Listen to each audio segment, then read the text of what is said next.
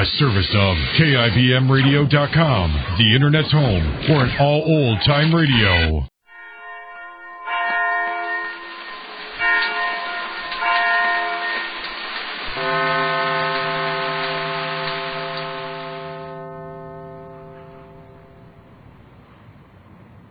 Now stay tuned for X-1 on NBC.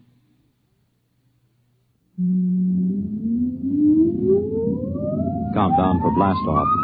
X-5, 4, 3, 2, X-1, fire.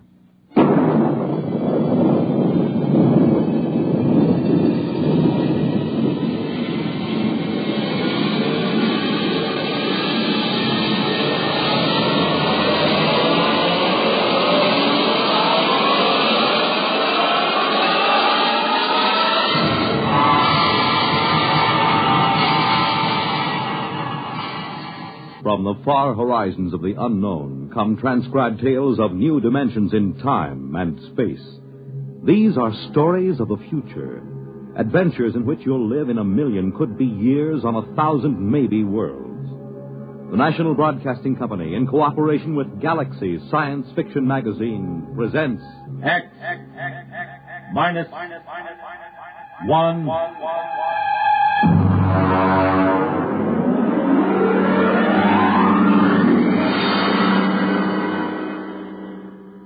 Tonight, Project Mastodon by Clifford D. Simak.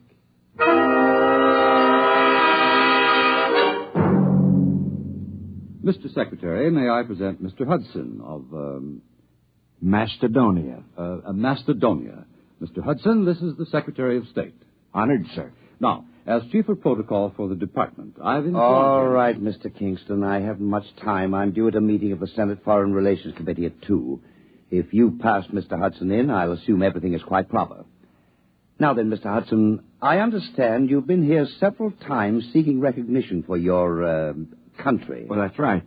I had a hard time making your staff believe I was in earnest. And are you, Mr. Hudson? Oh, very much so. You are an American, Mr. Hudson. I assume you're acting as a representative for Macedonia rather than as a principal in the matter. Oh, no. I claim dual citizenship, sir.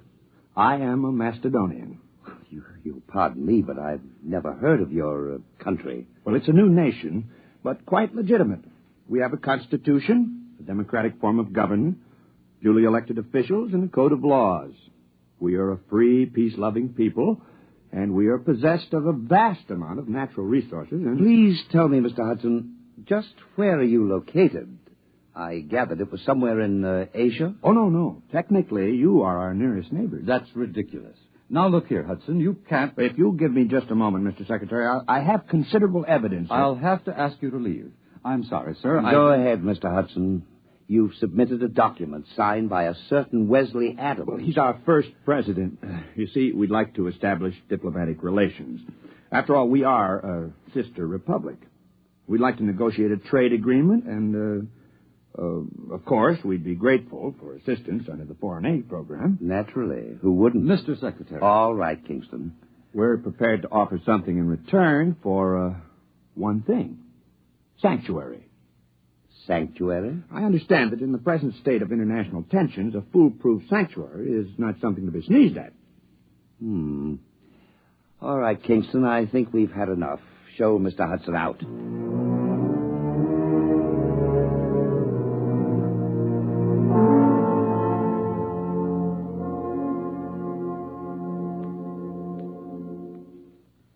All right, let's have the story again. Look, mister, I don't want any trouble. Just tell the story again. You want to cooperate with the FBI, don't you? Sure I do. Sure, but I just don't want any trouble. All right, start over. You found the briefcase in the booth. Yeah, that's right. I brought my beer over from the bar, you know? And this fella just went out a minute before, so I figured he must have left it. I run after him. You didn't see him, though? No. So I just kind of looked in the briefcase. You know, I mean to identify it. That's all. I don't steal. Then you came to us. Yeah, that's right. I mean, after all, when I saw that stuff, well, I just figured I was way over my head, you know? All right. Don't say anything about this, do you understand? We'd rather you just forgot the whole thing. Oh, sure. Listen, some things I don't want to remember. You know?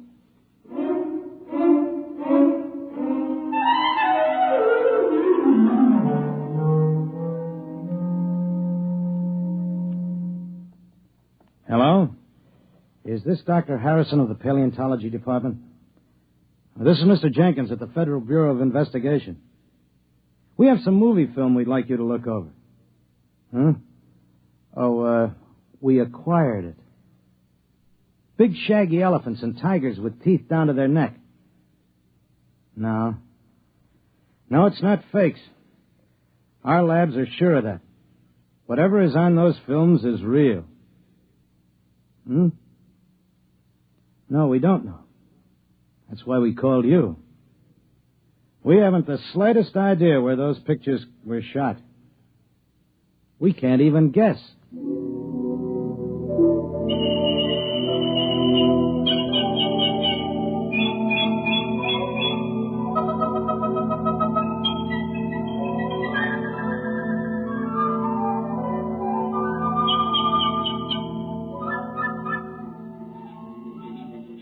Ow! What's the matter, Coop? One of those flying hypodermics. This is a fine, healthy spot. Mosquitoes as big as hummingbirds. Oh, careful, son. You're knocking the climate of the capital city of Macedonia. Yeah, some capital city. One palm tree and a Boy Scout pup tent. Wes, this is the wildest thing we ever did. What if Chuck can't get back? Chuck Hudson is a man of many parts. Have faith. Supposing they're putting him in jail, or something might happen to the time unit or the helicopter. We should have gone along. Do you think they'll do it, Coop? Oh, why? The United States. Do you think they'll recognize us? Not if they know that Macedonia is the United States 50,000 years ago. Oh. Well, we have to get legal recognition first, otherwise it wouldn't be safe. Well, there goes that Mastodon again. Good old Buster. Where is he? Right there. Over by the grove, see? Ah, he's lonely. What? He probably is. He must have been run out of the herd by some younger bull. That's why he hangs around like some homeless dog. One thing worries me, Wes. I know you dreamed up the time unit, and we all chipped in for the helicopter, but can you just claim territory on your own like we did? Why not? We found it, it's ours. Hey, Buster's coming this way. Give me the right. No, wait. Maybe he's only bluffing. If that Mastodon comes through here, he'll stomp everything flat. I'll give him 3 steps more. Oh, it'd be such a shame to plaster him. He's such a nice old monster. One more step and he gets it. Hey, that's Chuck. He's back. I wish he could fly that helicopter better. He might wreck it. Well, anyway, he scared Buster off.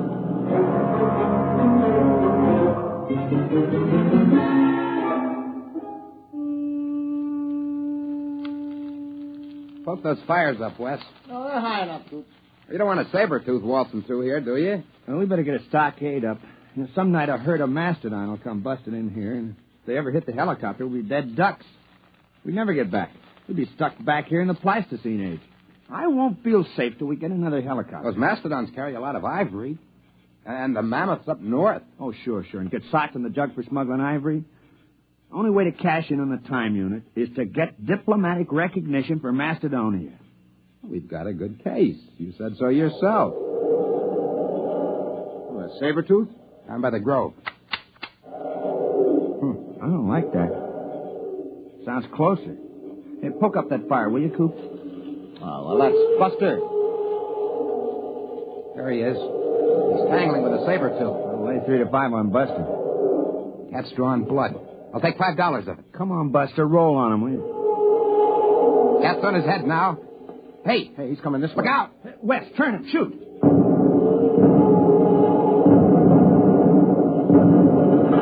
Hey, got him!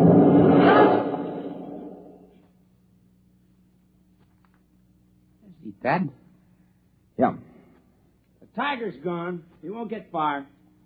Neither will we. Oh, no. No. Yeah, good old Buster. Trust him to drop dead right across the helicopter. Well, we can fix it, can't we? We probably won't even be able to roll Buster off of it. The rotor blades are twisted and the frame is a mess. A total mess, gentlemen. We are in trouble. Macedonia faces a crisis.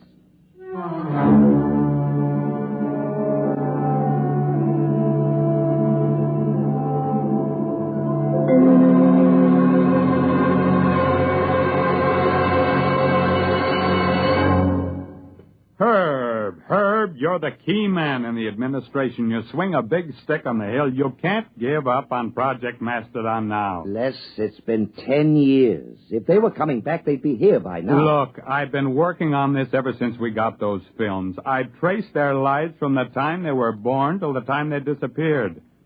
Adams was the brains. The other two were quite capable of helping him carry it out. Hudson knew all the angles. Les, I've sneaked your appropriation through 4 times. Now, there's a limit. But I've got the proof. We've had every paleontologist in the country go over those films. They couldn't be faked. Who would know to put lynx tassels on the ears of saber-toothed tigers? Who would know that young mastodons were black? And the location. We tracked down Adams' farm just from landmarks in the prehistoric landscape in those films. We've got to contact them. Look, Les, even assuming it's all true, a planet has only a grand total of resources. If we get Adams' device... Time machine. If we exploit resources of prehistoric America, won't we be robbing ourselves of our own heritage? Look, Herb, I've been over all that with the AEC. There's a lot of lead in southwestern Wisconsin. If we go back far enough, we can catch it when it's uranium. The whole research project hasn't turned up a lead on Adams' machine, if it exists. We've got to keep watching that farm. They might return. We've got to keep looking for them, no matter how long it takes.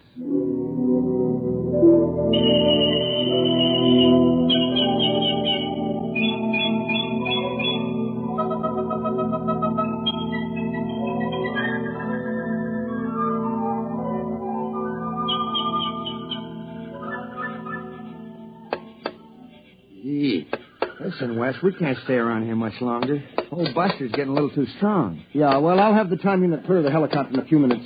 Then we'll just have to move camp upwind. Look at him. It's only 2 days since he dropped dead. Bless his heart. Already those vultures are half into him. I'll have him picked clean inside of a week. Give me the hex wrench, will you? Wes, is it all right? The time unit? Well, we won't know until we try it, Coop. And then, of course, it's too late. Well, either does or doesn't.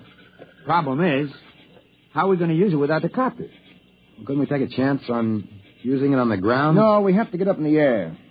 You don't want to take a chance of arriving in the 20th century about 6 feet underground. Wait a minute, Wes. It's got to be higher here than in the 20th century. Look, these hills have stood here since the Jurassic era.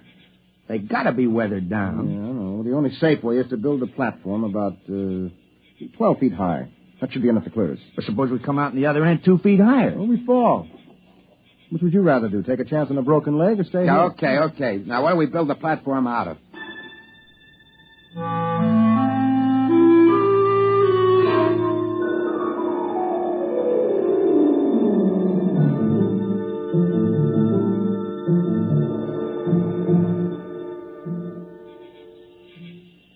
There you are, Wes. All right. I got it. Chuck, comes the next stone. Now, wait a minute. Hey, look out. You want a whole pile to come down? I'm sorry. Okay, Wes, hand it up. Yep. Give it. That's about 12 feet, isn't it? Well, it ought to be. It took us 10 days to pile it up. Look out, I'm coming down. All right, don't start an avalanche. Well, pretty soon we'll be able to start all over again. Mm-hmm. If the unit works. Now, that isn't all. We don't have any proof we've been back here. We'll be stone broke. Another helicopter would cost $30,000. Can't walk into a bank and borrow $30,000 to take a short trip to the Stone Age. Wes, where do you figure we are? I mean on the farm. Well, I think we're clear of the barn and the silo. I hope so. The way I figured, we're astraddle that barbed wire fence at the south end of the orchard. Well, we might as well give it a try. All right, I'll get the unit. You two climb up on top of the pyramid.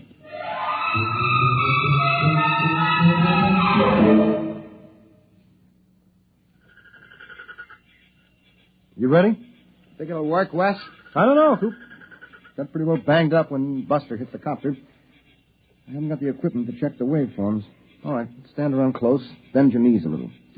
Might be quite rough. Go ahead. Push the button. Okay. 1, 2, 3. Nothing. Doesn't work. Well, that's that. We're stuck.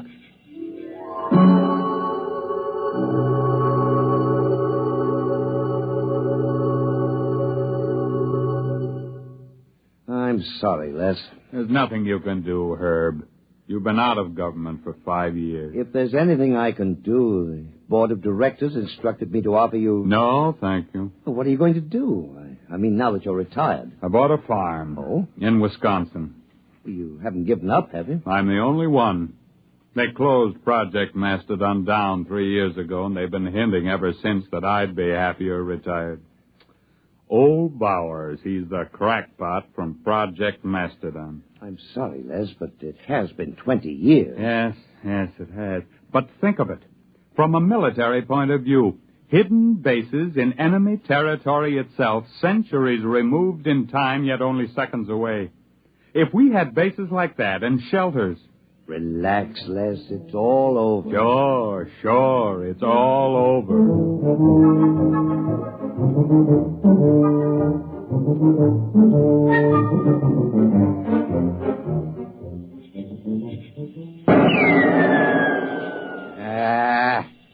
Missed. You should be more careful. We've only been stuck a month now. Someday we'll run out of ammo, and then it's bows and arrows. It's cold. There'll be snow soon. Coop, I'm worried about Wes. He takes it pretty hard. As long as he's tinkering on that time unit, he's happy. Oh, he isn't going to repair the unit. He hasn't got a chance. Back in the workshop with the tools, maybe. Well, anyway, the hunting's great. Well, maybe we better start saving bullets for big game. We won't be lords of creation around here long without our guns. Yeah, and if one of us gets sick or breaks a leg, well, nobody lives forever. Wes is the lucky one. He's got that time unit to tinker with. Come on. We better get back to camp.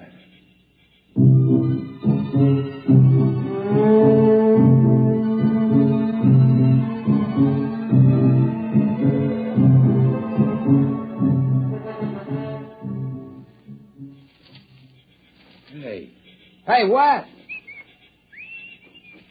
Come on. Wes! Wes! There's no sign of him. Wait, there's a note on the door. Wes! Never mind, listen.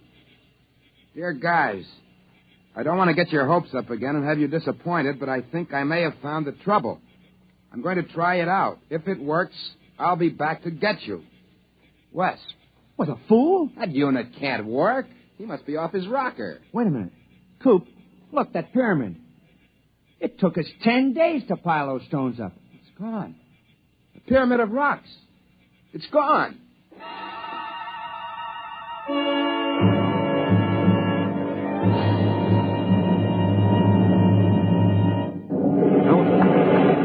Oh, what the... Of all the confounded... Oh, what's going on out there? Rocks? Who dumped those rocks? My car, who's out there? It's all right. Don't you move, mister. I got a 45 pointed at you. Well, I can explain. Well, you better. There was a brand new car where you dumped that load of rocks. Who the devil are you? My name is Wesley Adams. Adams? Man, where have you been all these years? Well, I don't suppose you'll believe me, but the fact is... I've been waiting for you for 25 years. The others all gave up. I'm sorry about your car. Oh, never mind. I'll be right down. Now, don't touch a thing. Don't go anywhere.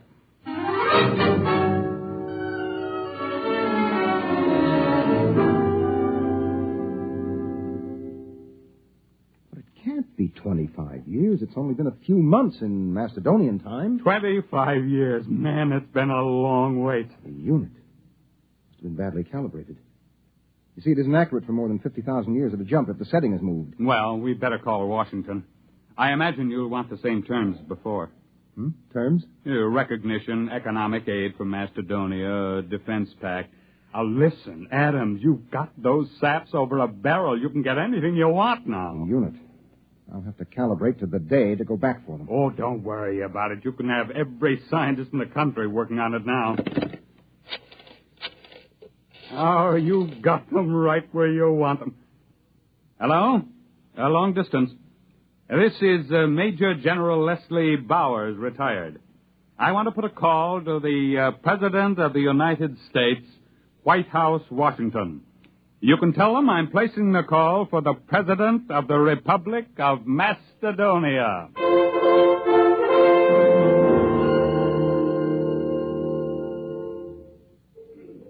Come on, Og, son of fire. Put another log on. It's cold. It's good cold storage for the furs. Boy, when West gets back, we'll be millionaires. Furs, ginseng root, ivory. If he gets back. It's been 5 years. He'll come back. I feel it in my bones. Well, he better find it before we get too old to enjoy anything. Unfortunately, there's no Social Security in Mastodon. Don't you worry. Wes is working on it right now. I can feel it.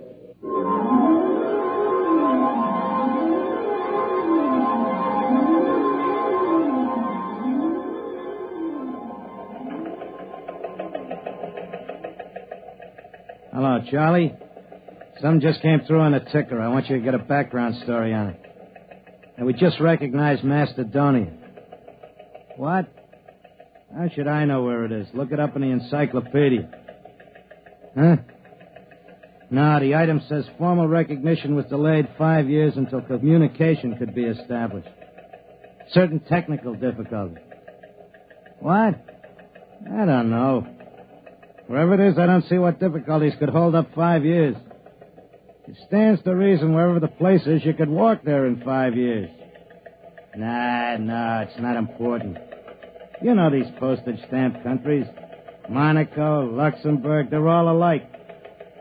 What's so different about Macedonia?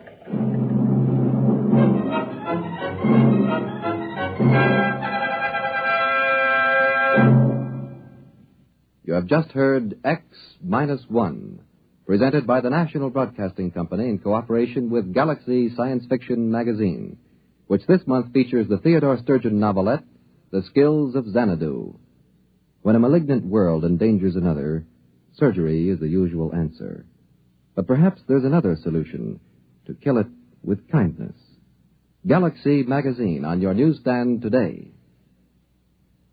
Tonight, by transcription, X-1 has brought you Project Mastodon, a story from the pages of Galaxy written by Clifford D. Simak and adapted for radio by Ernest Kenoy.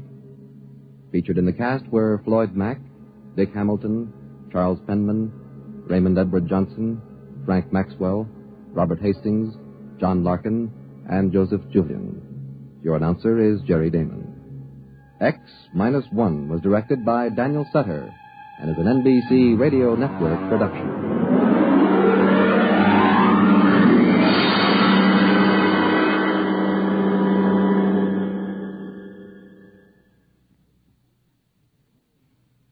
Listen next week for the Murray Leinster story, If You Was a Motlin, a tale in which the childlike natives of a strange planet pull a real switch on a red-headed female witch, and everyone doubles in brass.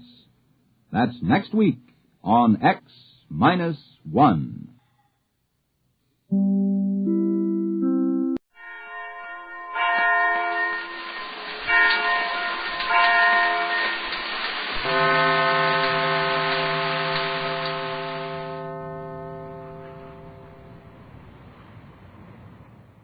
Years ago, Joan Gregory was lost in a shipwreck in the South Pacific Ocean. And 14 years her mother spent searching for her the world over. When Joan was found on the Magic Island, a strange place which the scientists living there have named Euclidia, it seemed that Mrs. Gregory's troubles were at an end. Now, however, we find that this is not the case, as the island of Euclidia contains so many powerful and unusual scientific devices and discoveries that it must be captured and its knowledge turned over to the world at large. Mrs. Gregory and Captain Bradford have decided to return to the island and take it over, using the captain's formula for the universal solvent as a weapon. Jerry and Joan are not to be taken along, and we'll see what Jerry and Joan think of that idea as we find them sitting on a bench on the corner of Hollywood and Vine in Hollywood. Well, Joan, what do you think of it? What do I think of what? Oh, Hollywood. It is very nice. Is that all? What did you expect me to say? Oh, that it was swell and the greatest place you ever saw, and all that kind of talk. I could not well say that, Jerry. Well, why not? How could I compare Hollywood with other places when it is the only place, except for Euclidia, that I have ever seen? Yeah, I guess that's right. Of course it is right. Well, even if you can't tell whether it's better than any other place, you know if you like it or not, don't you? I have said I liked it very much. Yeah, you sound like it. Jerry, you are a very strange person. Huh? You expect everyone to become wildly enthusiastic about anything you show them. Perhaps I am not as greatly impressed as you would wish. Well, you ought to be. Look at all the automobiles scooting around here. What about that? You didn't have any cars on Euclidia. We had no need for them. However, if the Euclideans were in charge of these passageways... Hey, wait a minute. These things are streets, not passageways. Very well, streets. If the Euclideans were in charge of these streets, there would be some semblance of order maintained. The manner in which various vehicles dash around each other is very poorly controlled. Okay. Nobody likes the traffic any better than you do, but nobody's been able to figure out how to handle it any other way. I believe I could suggest a plan. You could? Certainly. Well, if you can do that, you'll find the police will give you a medal. That does not sound correct. Why? What's wrong with that? A moment ago, you showed me a police officer arresting a man. Well, yeah, sure. They arrest you if you do something wrong, but they can be mighty nice to you if you do something right, too. I wonder if I will ever understand this strange country. This strange country? After living on that crazy island, you think this country is strange? On Euclidia, everything was well-ordered, regular, and perfectly controlled.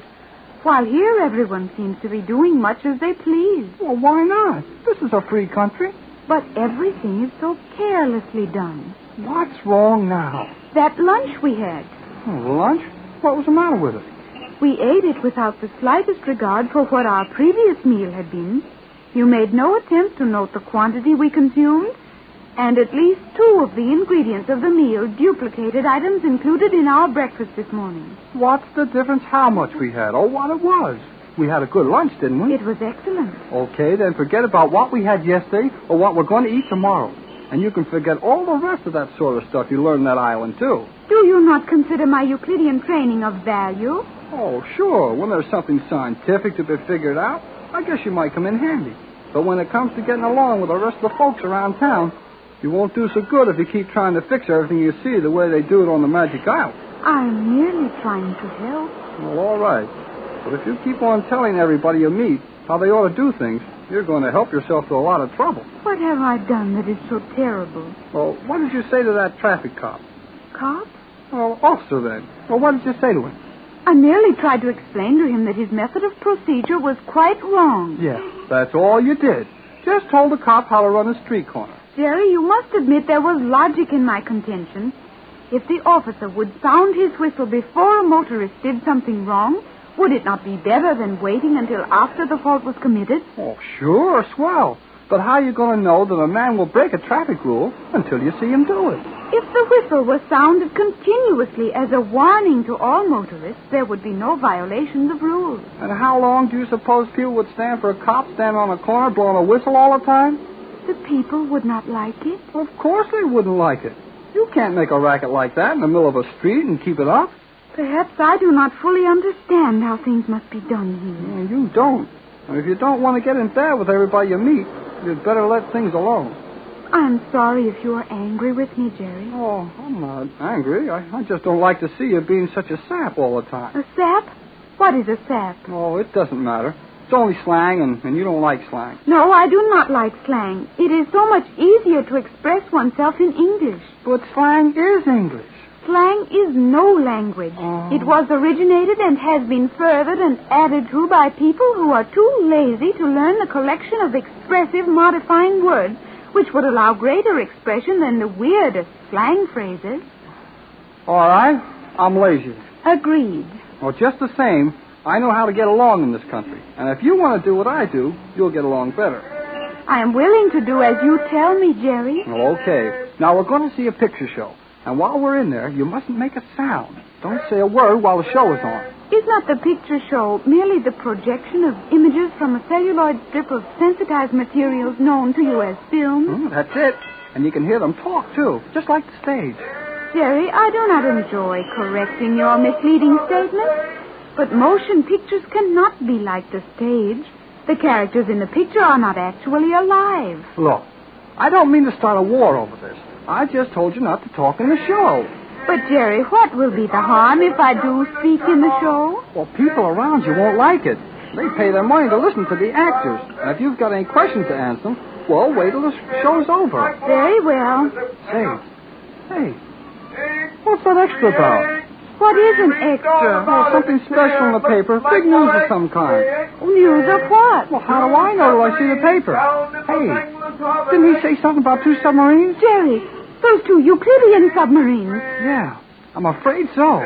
Hey, extra! Extra! Come over here, will you? Coming right up, buddy. Read all about it. They're fishing up submarines in our harbor now. There you are. All right. What does it say, Jerry? They found them all right. May I see the paper? Oh, sure, take a look. 2 strange submarines believed to be anchored in outer channel. Yes, sir. That's them. They found them all right. I am not sure. It says believed to be. Well, pretty soon that means for sure.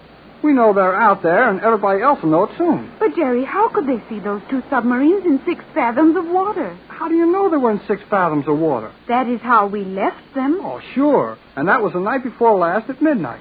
Of course, it is possible that the submarine which was following us has been released from the magnetic bombs I placed near it. Well, I'd say it was pretty sure they'd been freed before this. Then that submarine would not be found by anyone. Why not? The commander would either return to Euclidia, or if G-47 ordered the vessel to aid Thales in his work locally, they would remain well hidden. Maybe you're right about that. But how about the submarine we were in? That would remain perfectly stationary in the position at which we stabilized it. Well, that's your idea of it. Now, here's mine. This paper says 2 strange submarines were seen in the outer channel. And they don't get out extras about things like that unless they're pretty sure what they're talking about. But 2 submarines could not have been seen. But 2 submarines were seen. Can you explain how that could be possible? I think I can. Now, listen to this. That submarine that was following us might have had to come up to the surface for a supply of air. And if they had to use all their air getting out of the spot we left them in. That right? Such a thing is barely possible, though not probable. Well, anything is probably possible with a problem. Oh, well, anything can happen with those Euclideans are concerned. Granted. Then if they had to pick up that outer sub, the one we escaped from, and if they were towing it with their electromagnets, wouldn't they bring their tow to the surface when they came up? Jerry, you may be right. Well, sure I'm right. But why would the Euclideans do such a foolish thing as to come to the surface in the daylight? Maybe they were having so much trouble with their boat that they didn't have any chance to stay underwater. Anyhow, they've been seen, and we'd better get right over to your mother's house and tell her and the captain. But we were going to a moving picture show. Well, golly whiskers, a picture show. Here, we've got the whole country excited over a couple of Euclidean submarines in the Los Angeles harbor, and you want to go to a picture show. I have seen many Euclidean submarines, and never have I seen one of your moving pictures. Well, you can see one some other time. We're going to your mother's and tell them all about this. Will these extras, as you call them, not be available at Mother's house? Well, not as quickly as we get them here at the corner of Hollywood and Vine. So I'll bet Johnson has heard it over the radio. I beg your pardon, young man. Huh? Oh, did you speak to me, sir? Yes, I'm sorry to bother you, but as you can see, I am blind. Yeah. I wonder if you would do something for me. Well, I haven't got very much, mister, but... No, not that. I am not begging. That is, not begging for money. All I ask from you is a little information. Oh, sure. What do you want to know? I believe I heard a paper boy crying an extra. Yeah. He's just up the street a little ways. Perhaps you could call him for this gentleman, Jerry. Well, I can try whistling. No, young man. That would do no good. I could not read the paper after you secured it for me. Oh, that's right. I thought you might be willing to read me a few lines from your paper. Just the headlines, or tell me something of what the news is. We can do that easily. Oh, sure. It says they found 2 strange-looking submarines in the Catalina Island Channel. 2 strange submarines? From what country? Well, that's what makes them so strange. They're not like any subs owned by any country in the world. And what further news of them? That's all. Maybe there'll be more out later. Quite possibly. Thank you, young man. And you, young lady, perhaps I may help you when we meet again. Say, there was something funny about that guy. Yes, Jerry. That man will be very dangerous to us. Well, how do you know? He was not blind. Not blind? No, I was watching his eyes as I stood where I could see behind those glasses he wore. He was reading every word on the front page of your newspaper while you talked to him. And I have seen those eyes before this. You what? I have seen those eyes on the island of Euclidia. That man is Thales. Thales? The Euclidean scientist who put Johnson's radio out of commission? Same. Thales is watching us. Oh, gee whiz. We'd better beat it right home and tell the captain your mother. Oh, why'd I let him walk away? You could not be expected to know him. You only heard his voice over the radio, and he was carefully disguising it then. It's a long way from the magic island of Euclidia to Hollywood, California. But the presence of the Euclidean scientists in Hollywood has reduced that distance to nothing. When Jerry and Joan went on a tour of Hollywood Boulevard, giving Joan her first view of the world in which most of us live, and contrasting sharply with her life on the island, the plan was to see a moving picture show. That plan was rudely interrupted, however, for as the youngsters stood on the corner of Hollywood and Vine Streets, a newspaper extra told the world of a strange event. 2 submarines have been found in the channel just outside Los Angeles Harbor. They must be Euclidean submarines, and a man who is disguised as a blind street vendor is identified by Joan as one of the Euclidean scientists. The young couple are in Mrs. Gregory's car, rushing to her home with the news. Jerry, you are doing very foolish things with this motor car. Well, I want to get to your mother's house, don't I? But you are breaking many of the rules you told me about. Well, this is the time to break them. Your mother and Captain Bradford can explain to the police. They'll see that it's time to hurry. All this is very confusing to me. On Euclidia, all things were in order. Here in your world, all things are mixed up. What's wrong now? There are so many different names on the intersections of the streets. You couldn't have all streets with the same name, could you? But it would be possible to use only numbers, would it not? It would not. The way some people write, the post office never would figure out where a letter was going. But how does anyone ever learn all of these things? Oh, Jerry! Oh, what's the matter now? Nothing. Now? You nearly struck that other car. You mean he nearly hit me, but he didn't. Well, here we are at your mother's house. And I am glad. Huh. After all the things you took me riding in on Euclidia, all those trick elevators and stuff, you've got a lot of nerve to talk to me about a little fast drive. That was far different. On Euclidia, everything is mechanically perfect. Here, the human element is given too many opportunities to make mistakes. And your driving is a mistake. Oh, okay. I'm a mistake. But here's the house. Fall out. Fall out? Yeah, get out. Jump out. Come on, hurry up. I wonder if Mother and the captain will be here. That's what I was wondering. You know, if they've heard about those submarines, they might have taken out for the harbor on the run. Perhaps we should have gone directly to the harbor. No, I think they'd want us to come here. Jerry, do you just attempt to open the door and go into anyone's home? No, not every day, but this is an emergency. You might save time by ringing the bell. Oh, so you learned we got doorbells in this country, have you? To be sure. Mother let me ring the bell nearly all morning. Huh. Fine business for a 15-year-old girl, ringing the doorbell all morning. I had never seen one before. I'll bet the servants love that, learning to answer a bell all morning. They did not do that. Mr. Johnson explained to them that I was only experimenting with it. Some experiment. Well, maybe you had fun ringing it, but I can't get a sound out of it. If you would open the door as I had it this morning, you would hear the bell ring. Yeah, and if I could open the door as you had it this morning, I wouldn't need the bell. Jerry, it opens. Sure it does. Come in quickly, both of you.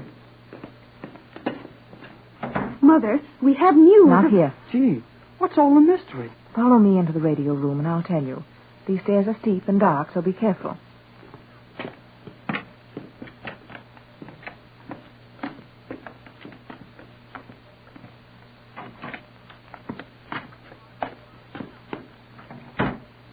Now, Mrs. Gregory, what is it? Sit down there, Jerry, and you over here, Joan. I'll sit near the radio set so that I can use it quickly if Tex calls. Where is the captain? Now, one thing at a time. You've never seen this room before, have you, Jerry? No, Mrs. Gregory. Of course, Joan's never seen it. No, Mother. Then a few words of explanation might be in order. This room is soundproofed for a number of important reasons which I haven't time to go into now. However, I think that the various activities surrounding us this minute are of sufficient importance to warrant using this room for all of our discussions. Then it's all right to say anything we want to in here, huh? Perfectly safe, Jerry. Okay. They found our submarine. And the other which followed us to California. Yes, we know that. I thought you would. Got it over the radio, huh? No, Johnson is at the harbor. He phoned us before the radio stations or papers had the news. But they did find the subs. Well, at least someone saw them, though Johnson was sure no one had been near enough to examine them. Why were those submarines exposed in that manner? That's what Johnson and Tex are trying to find out now. Captain Bradford's going down the harbor? Yes, he left the moment Johnson phoned. What does the captain expect to learn? Well, the most important thing is to determine whether any of the Euclideans left that submarine. We may find that they've landed a number of scientists here in town. I'll bet they did at that. But there was one they didn't have to land. He's been here all the time. Thales? That's the one. And, Mother, we have seen Thales. You've seen him? Joan said it was Thales. Well, did he see you? He spoke to us. Spoke to you? Uh-huh. Well, when? Where? Hollywood and Vine. What was he doing? He was disguised as a blind man. See, we got an extra about the subs, and this blind man came over and asked us to read our paper to him. Well, I thought he was blind, so I read him the headlines and a little about what happened. But you're sure it was Thales? Perfectly sure, Mother. I know him well, and while he was reading the paper in Jerry's hand, I was able to see his eyes behind the glasses. It was Thales, without doubt. Did he know you recognized him? I am sure he did not, Mother. I gave no sign of recognition, and I did not tell Jerry what I had seen until Thales was some distance from us. Well, I don't see where it makes any difference.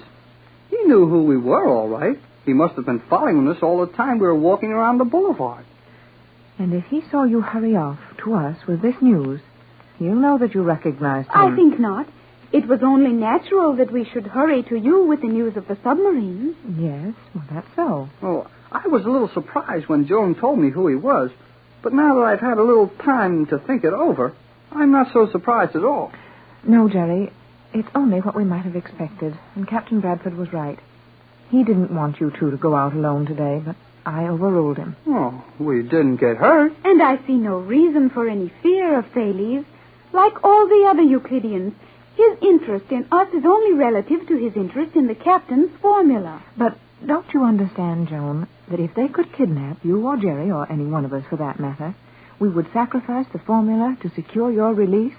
Gee, I never thought of that. Nor did I. I've thought of it every minute since you've been gone. Well, we weren't taking much chance, though. Joan and I'd be a couple of pretty noisy people to kidnap on Hollywood Boulevard in broad daylight. Of course, we would not allow such a thing to happen to us. Oh, I know you think you wouldn't. But suppose you discovered you were late for the show or late for dinner coming home. You wouldn't take time to look in the rear seat of the car very carefully, would you? Golly whiskers, Joan. Your mother's right. If we hadn't run for the car the minute after we saw Thales, why, he might have hidden on the floor in the back. That is true. And that is one more danger in your strange country. Our strange country? Yeah, I had that all morning. After all the danger and crazy things we went through on that island, Joan thinks it's more dangerous on Hollywood Boulevard. Well, she may be right. On Euclidia, you're aware of your constant danger and take steps to protect yourself. While in this country, you wander carelessly around the streets without a thought of such things. That is exactly what I was trying to explain to Jerry. Oh, I can see it now. And it sure puts us in a hole. We're in no danger as long as we remain in this house. We're guarded by automatic devices as clever as any on Euclidia. Why do you have such a mysterious house, Mother? Yeah, I asked her that a long time ago, Joan, but I didn't get any answer. And I'm afraid the answers must be just as unsatisfactory this time, Jerry. I think, Mother, that you and the captain are engaged in some enterprise which you prefer to have kept secret. That's something like it, Joan, but more than that I can't say, except to assure you that whatever it is, it's entirely honest and to our credit. Oh, sure, we know that. But I'd like to know a little more. Are you government agents? Now, Jerry, please, no more questions. Oh, okay. And now I must call Tex. You will not use the radio, will you? No, that might be too dangerous. I'll use our private phone line to the station in Wilmington. Either Tex or Johnson will be there. Well, Mrs. Gregory, I don't mean to butt in, but if Tex and Johnson are busy down at the harbor, well, I don't think you ought to bother them with our news. Jerry is correct, Mother. Thales can do us no harm now. Well, I know all that. But it may help Tex to be fully informed. And not only that, I want to test this line. It may be tapped. How can you tell if it is? One of the captain's inventions. He has developed an instrument for testing the balance of a line which is so delicate that even a piece of metal touching that line at any point will register. The captain is very clever. Boy, and am I glad he is, with all the stuff that's going on around us now. I'll set the automatic recording device and you may hear our conversation. This is indeed a well-equipped communication chamber, Mother. We use the recorder to transcribe important messages delivered while we're out. Now, if you'll both be very quiet.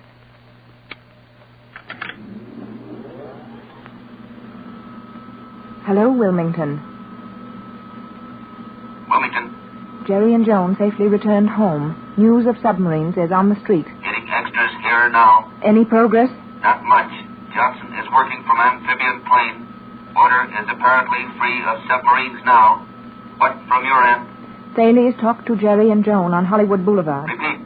Thales talked to Jerry and Joan on Hollywood Boulevard. Right. Any disclosures? None. He is disguised as a blind man, apparently following them at all times. Keep them home. Stay there yourself. Give the servants a week off. Set the automatic controls for the entire estate. Servants gone. Control set. We will remain within the house. Good. I'll call you at half-hour intervals, except return at sunset. Check your disturbance graph. Checked. The line is open somewhere. I thought so. That is all. Wilmington.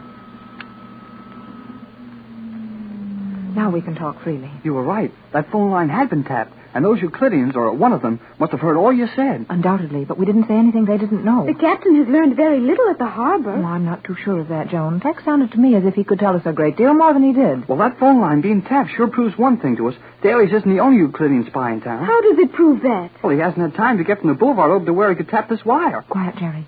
Watch that green light in the corner. There, see it flash? Yeah. What's that? The alarm. And it's the inside alarm. Someone is through the outer alarm and in this house. But, Mother, how could they get through the outer alarms? I had the gate open for you and Jerry. I set the alarms and closed the gates as soon as you came up the drive. I'm afraid you, too, had company. Gee, we did forget to look in the back of the car, and I'll bet it wasn't empty.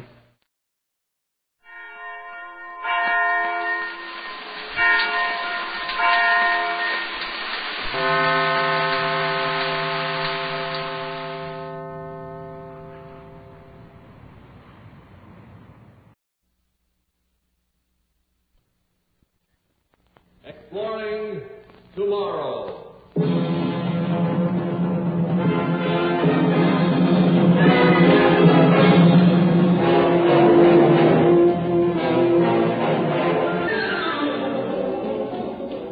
And now here is your guide to these adventures of the mind, John Campbell, Jr. There's the old saying, you'll do it and like it. And, of course, a man can, by physical force, make you do it. How would you like to have it so that you would like it, too? There are two basic ways that you can be happy in this world. One, of course, is to have everything you want in just the way you want it and never have any difficulties or troubles. This method is ideal, perhaps, but not very probable. Only one person in the world could have that, I guess. The other method, for absolute, complete happiness, would be to like anything that you got, no matter what it was. The first approach is the one that makes sense, of course. That's the one we work for. We earn it. The other seems so much easier. Stop barking. Stop barking. Stop barking. Barking. No, that's all right, doggy. You bark as much as you want. Oh, how I wish I could get mad. In the old days, I'd have gone up that dog and told him to shut up, and that'd been that, but no more. Just as soon as I start to get good and sore about something, my mind kind of all creams up in the happiness effect, and I'm not sore anymore. And everybody here in Benton, I guess most everybody in the country is just like me. We've all had our brains written on, and we're all happy. Here I am, chief of police of Benton, and never a crime to speak of unless it's overtime air parking, and what kind of crime you call that? Henry! Oh, here he comes. Our own Doc Royd, the man responsible for all our happiness. He's supposed to be just about the best brain rider this side of the Mississippi. Henry! Slobbo, that's what I call him. Old wet lips, always do good and always grinning. But behind that grin, believe me, ice. If you need an enemy, just have Doc Royden for a friend. Henry, didn't you hear me calling to you? Oh, sorry, Doc. I guess I just kind of stand here thinking. Happy thoughts, I hope. Oh, sure. Happy thoughts. Sure. What can I do for you, Doc? A fellow just came into town, suspicious. Painting pictures out at Willow Hollow. There's law against painting pictures at Willow Hollow? Now, Henry, you know I got to keep my eyes on things. Wasn't for us brainlighters, there'd be all kinds of irresponsibles roaming around. And these artists, they're the worst kind. You know that. You remember there was a day when you were headed for that kind of trouble? Yeah, I remember. I was pretty good baritone, too. You sure brain wrote me out of that note. And aren't you better for it? You're a responsible citizen, happily married, well-adjusted, doing a job that's socially useful. Yeah. What about this fella I'm supposed to investigate? Name of Arnold Vivian. And he's been painting up at Willow Hollow? That's right. Doesn't do anything all day long but paint. Single. No wife, no children, no nothing. He just paints. Well, remember, as long as he just paints, that's legal. Now, Henry. Now, don't Henry me, Doc. I'll look into it. That's all I can promise. All right, that's all I ask. Goodbye, Henry.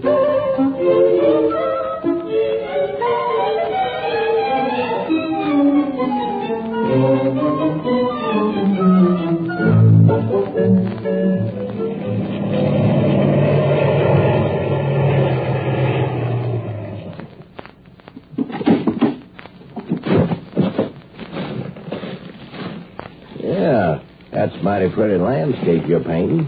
Why, thank you.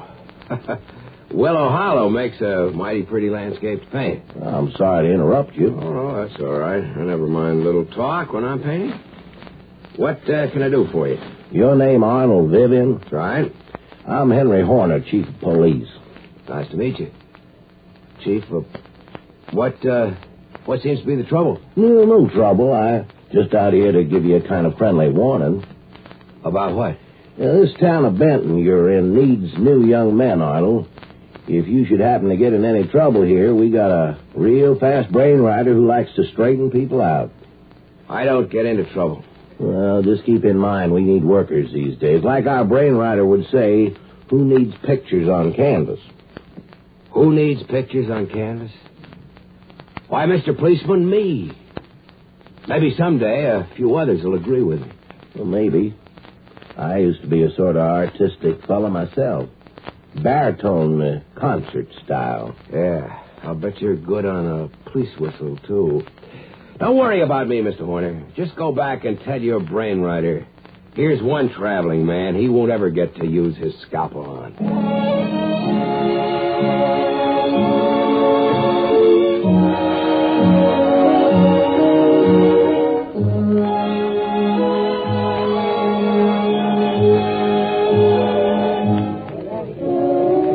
Every Saturday night, Benton has a dance. I usually don't go near it myself because since the brain writing, everybody's pretty well adjusted and ain't any police-type trouble.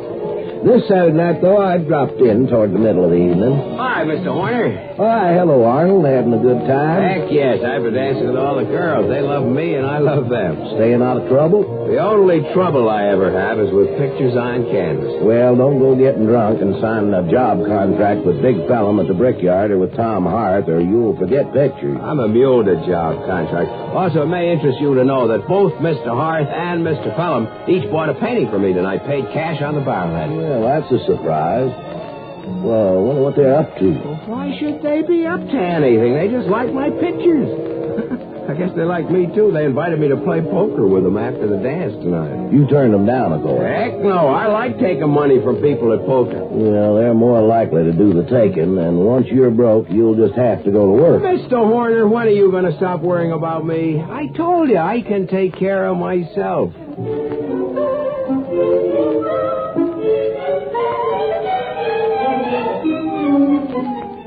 And he could, too. When the poker game broke up about 3 a.m., he was the winner. Everybody was griping, all except Doc Royden, who sat there, his close-set eyes glittering behind thick spectacles. Imagine him taking me for $30. Imagine. Well, he knows people, he knows cards, he knows women. You're not going to brainwrite that boy. You want to bet, Henry? You just want to make a little bet.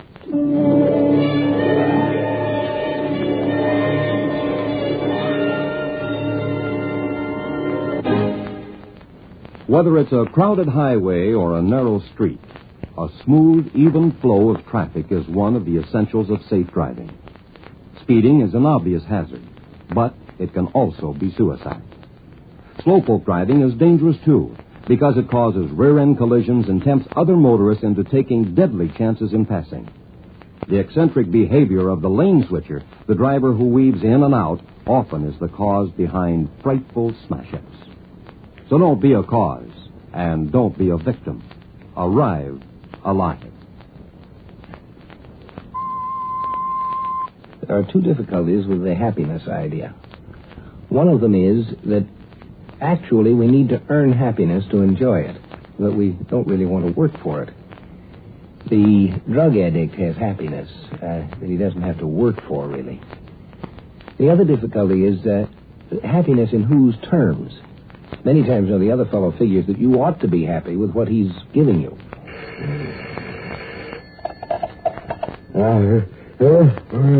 That's right. Henry, wake up and scoot over to Tony Holland's shack on the edge of the holler. What's the matter, Doc? There's been a crime. Get over here as fast as you can. Somebody's got to keep an eye on our citizens at the police force. Now, wait a minute. Well, it's a good thing I was out this way. Where's Tony? I gave him a sleep injection. The poor fella, he was bashed on the head and all his savings were stolen. $302. So can't you wake him up so he can tell me himself? No need. I got all the information you'll want. Who does he think did it? He doesn't know, but I've got a good idea. Yeah, like who? Well, let's eliminate it. Couldn't have been a passing tramp. Since brainwriting, there aren't any. And if you can't say it was anyone in town, they're all adjusted and wouldn't commit no crimes. So? There might be somebody around who wanders in the holler in the daytime, poking around and pretending to be what he ain't. Well, it wasn't Arnold Vivian. How do you know? Because he's not that stupid. He knows he'd be the most likely suspect. Maybe you just better check up on him, Henry. Doc, you're the brainwriter. They called you in after the maladjusted guy's been caught, but I'm the cop. I run my investigations the way I want, and I'm not going to build a case against Arnold Vivian. What are you going to do? You write on brains. Try reading one.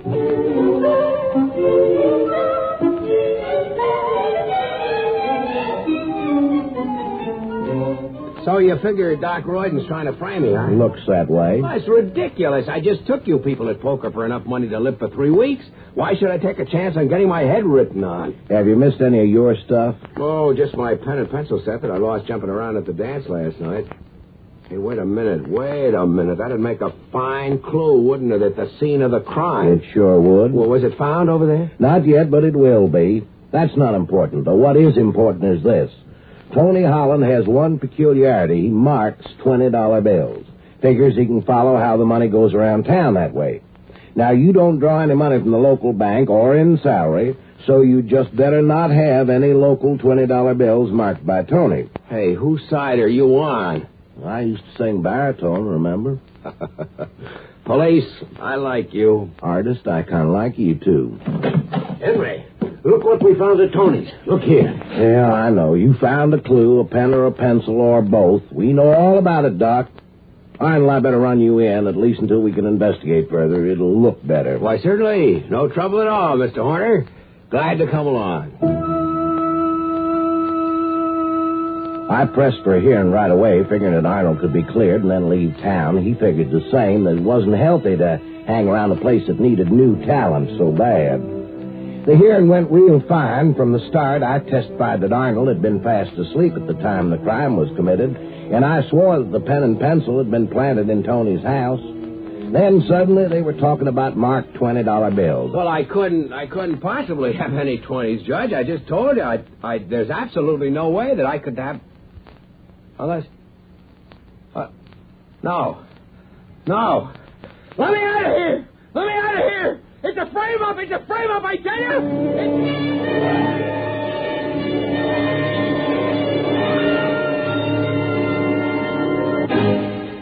There is no tool that is either good or evil.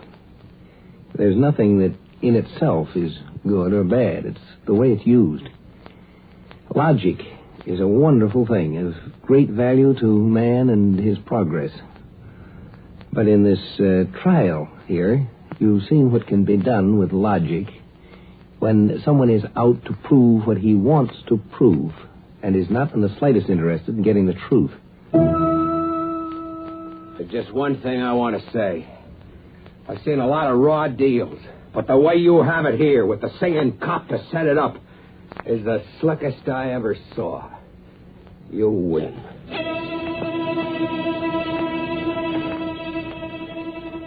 As chief of police, I had to be present at the brainwriting. Doc's nurse gave Arnold the needle jab in the back of the neck, and after that he sat there like a stone man. able to hear, but paralyzed. Now, Henry, there we are. Yes, the clay model is ready to take the impressions from Arnold's brain, so we'll have an exact duplicate. Now we put this cap on Arnold's head, so the electronic fingers in it can do the measuring. That's a good boy. It won't take long now. Attach these wires to the automatic computer that we put above the clay model, and there we are. An exact model of Arnold's brain. All right, let's take a look. Oh, me, oh, my. There's a brain that needs writing. All right. Look here, you see that? Decayed memory spots. Artistic imagination, decayed sensory impressions, quite useless in an adjusted society. Now we just take the scalpel and start doing away with these 6 synapses in the brain model, substituting good ones. Isn't that what we do, Henry? Yeah, that's what we do, all right. You erase the bad ones and carve some good ones, and then when his own brain gets the impression, the guy's adjusted from then on. Everybody does what they should, and they don't need no religion, no morals, no psychology, nothing. Just brain writing and the world's work gets done. Now, Henry, you always miss the most important part. After I get rid of the illogical synapses, I do one special cut with my stylus. There, I'm doing it now. And that's the happiness effect. Then your adjusted man not only does what he ought to, he's happy about it. There we are. Oh, that looks beautiful. Oh, that looks almost like the master brain. Let me get it and show it to you, Henry. It's real interesting. I'll be back in a second. Arnold, I sure wish I could help you. Wait a minute. Maybe I can. I'm going to try to put back some of those synapses cut out. Here's the scalpel. Yeah, there's one he did. There's another. Maybe I can help you keep some of your artistic talent, Arnold. Yeah, here's a final one. One day, Henry will be able to duplicate this master brain in everyone. It's brilliant. Take a look at it while I prepare for the transference from the clay model to Arnold's brain. It sure is fine looking, this master brain. Yes. Now, we're ready to go? Now, Henry, when I close this switch, the new brain shape will flash the signal to the cap on Arnold's head. The electronic fingers will dig in, and he'll have a new brain. Oh, I tell you, Henry, this is the real moment of birth. Most people are born wrong for this world. This is where they get right.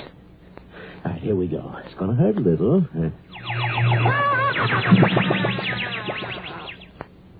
Well, Henry, we did it. We created a useful citizen. Well, 6 months went by, and it looked as if Doc was right. Arnold took a job, settled down, and got himself married, and then... Henry, have you seen that picture exhibition up at the town hall? Picture exhibition? No, Doc. What's it about? Arnold, Vivian, the sneak pictures of me, holding me up to ridicule. I'll be the laughing stock of this town. You've got to stop it. Well, there's nothing illegal about pictures, Doc, but come on, let's take a look.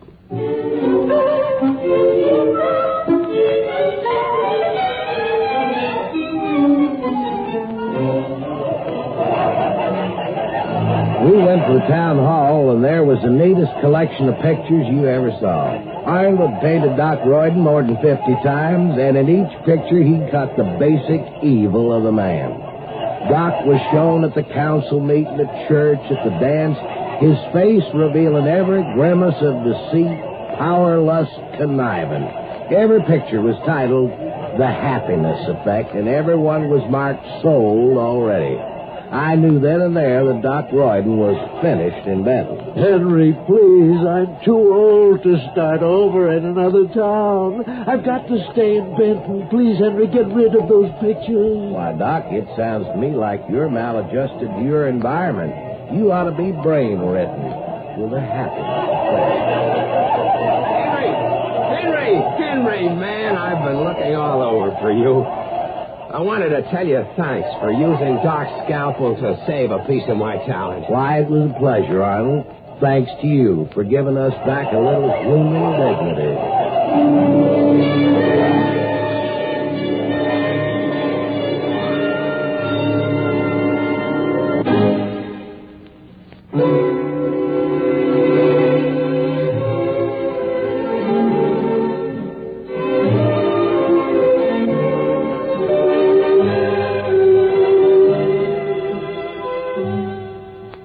A lot of people tend to think that happiness is something you have.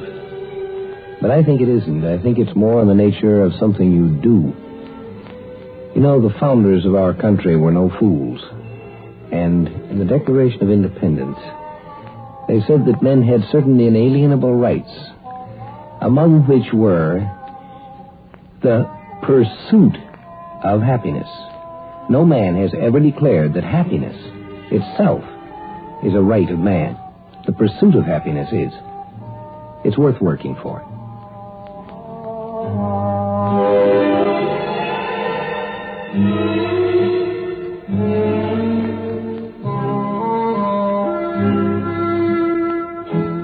Join us for a fascinating adventure in Exploring Tomorrow. Heard in our cast tonight were Mason Adams, Charlie Holmes, and Lawson Zerbe. Script was taken from a story by Raymond Banks. Produced and directed by Sanford Marshall here in New York. Bill Maher speaking.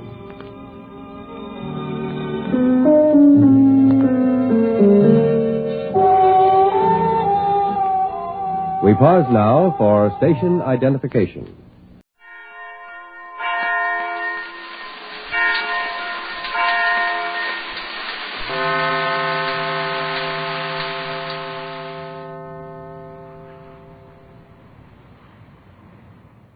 Presenting the transcription feature, Superman.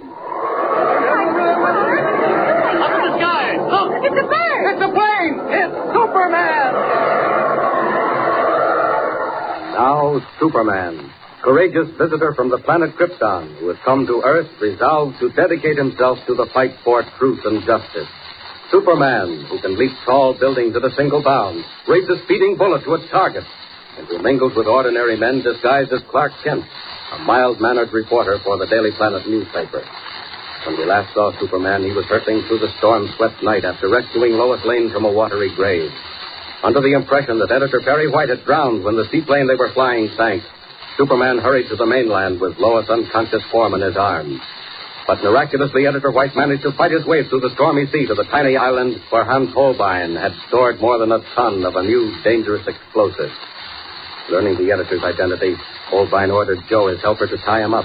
Then, turning on Joe, Holbein bound his wrists and ankles, set a time clock to blow the island up in 10 minutes, and left in his private plane, safe in the thought that all the evidence against him would soon be underwater. 60 seconds have passed. On the floor of the island shack, Editor White is still unconscious from exhaustion, and Joe struggles to free himself from his bonds while the time clock ticks on. Listen.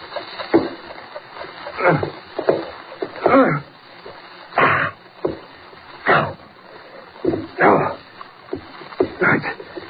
It's no use. The more I move around, the tighter the rope gets. If only that clock would stop ticking. I knew Holbein had double-crossed me. I knew it. Now I haven't got a chance. A chance in the world. I don't know, though. Maybe if that guy White come too, we could help each other. White. White. Wake up. Wake up, White.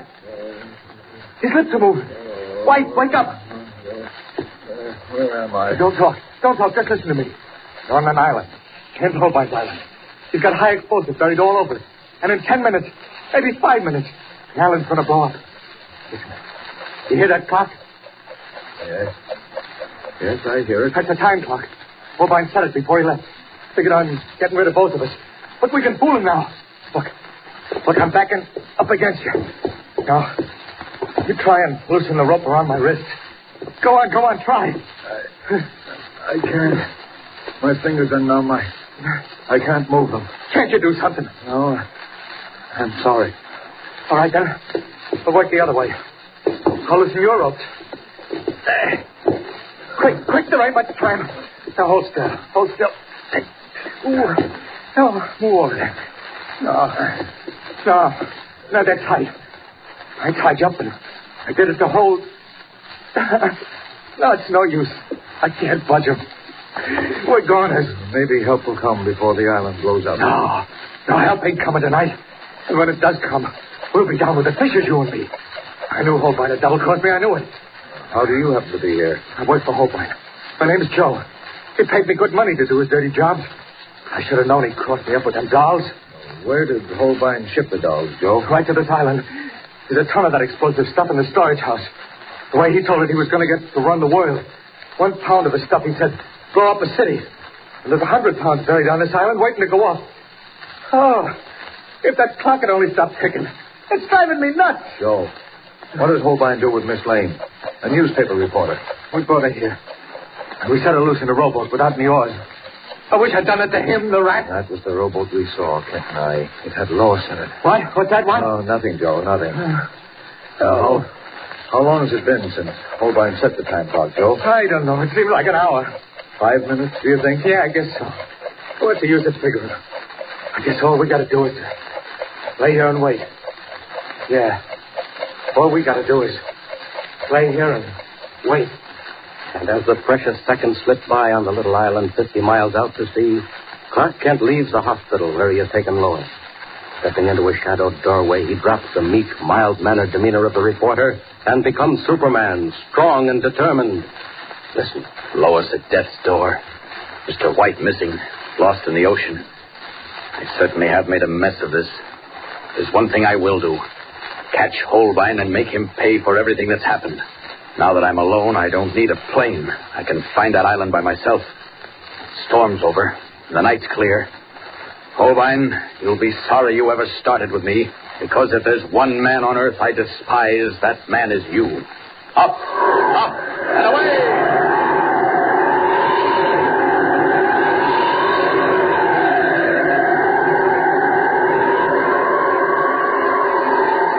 What's that up ahead in the sky? Looks like the wing lights of a plane. That's what it is. A plane coming from the direction of Holbein's Island.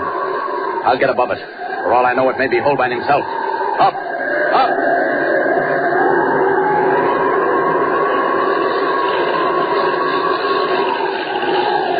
Great Scott, it is Holbein's plane. I remember the number on it. This is the first lucky break I've had. I'll follow him back to the airport and corner him alone.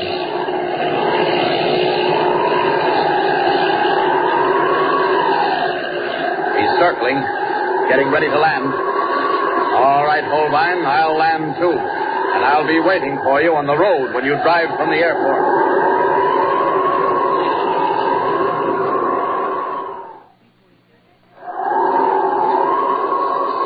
Planting himself in the middle of the only road leading from the Sudbury airport, Superman waits for Hans Holbein's car to come along. His keen hearing detects an approaching motor, and he stands at rigid attention, every rippling muscle tense. Here he comes, traveling fast. And if he doesn't stop, I'll stop him. He's seen me, and he's stopping. Hey, what's the big idea?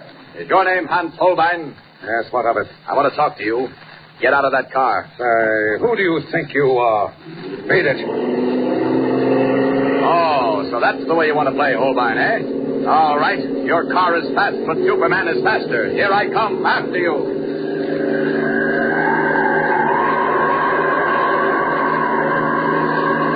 Didn't expect to see me again, did you, Holbein? Hey, let go! I'll crash! No, you won't crash, Holbein, but the car will. Out you come.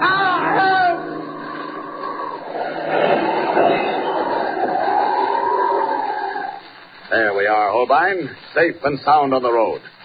Now, maybe you're in a better humor to talk. What do you want? Who are you? Never mind that. I'll ask the questions. You were responsible for the death of 13 people when your doll factory exploded, weren't you? No. It was an accident. Maybe the explosion was an accident, but packing the stuff that caused the explosion inside your dolls was no accident. How do you know that? I know everything, Holbein. I know that you sent a helpless girl out in a rowboat during the height of a storm. I know that you tried to take the life of that same girl, Lois Lane, by placing her under a condemned wall at your factory. I know this much, Holbein. I have enough evidence against you to send you to the electric chair. No. You can't prove anything. I can prove everything. But there's still one little matter that needs clearing up. Where are the deadly dolls you made in your factory? Where have you taken them? I won't answer. I don't have to answer. Oh, you don't, eh? Well, maybe this will loosen your tongue. Oh, help. You're breaking my arm. I won't stop at your arms. Where are the dolls? Oh, you're killing me. Then talk. Where are they? On the island. That's better. Just as I figured. That cooks your goose, Holbein. When the police search that island and find all that explosive on it, you're finished. But they won't find it. They won't find anything. What? They won't even find the island. What do you mean? In 2 minutes, the island will be gone. Together with whoever's on it. Who is on it? Joe. And that editor, White. Perry White? Alive? Holbein, you're lying. No, I'm not lying. It's the truth. But there's nothing you can do about it. I was smart. I fixed it so the island would explode and sink into the sea. And there's nothing you can do about it. Oh, isn't there? We'll see about that. 2 minutes, you say. All right, Holbein, you're going for a fast ride. No, let me down. Now, you'll kill me. Up, and away.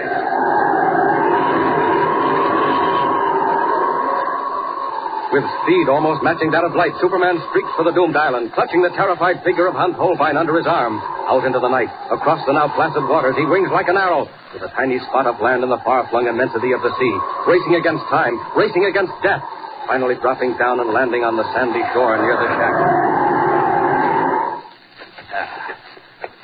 Holbein's fainted. Well, small wonder. I'll leave him here on the sand. Mr. White must be in that shack up ahead. There's a light burning. Mr. White! Mr. White! What's that? Explosions. The island's rocking. Breaking apart. Am I too late? No, it can't be. Look, the shack is collapsing. The roof's falling in. He'll be killed unless I get to him quickly. Got to pull the shack apart. Keep the timbers off him. There. That does it. Now, where is he? Mr. White! Mr. White! Here he is. Struck by a falling beam. Unconscious. There isn't much time. Seconds. The island's sinking. Up with him. Up and out and away.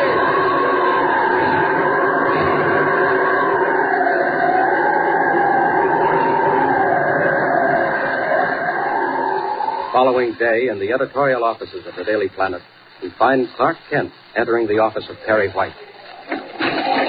Oh, it's you, Kent. Come in. Close the door. How's Lois? He's fine, Mr. White.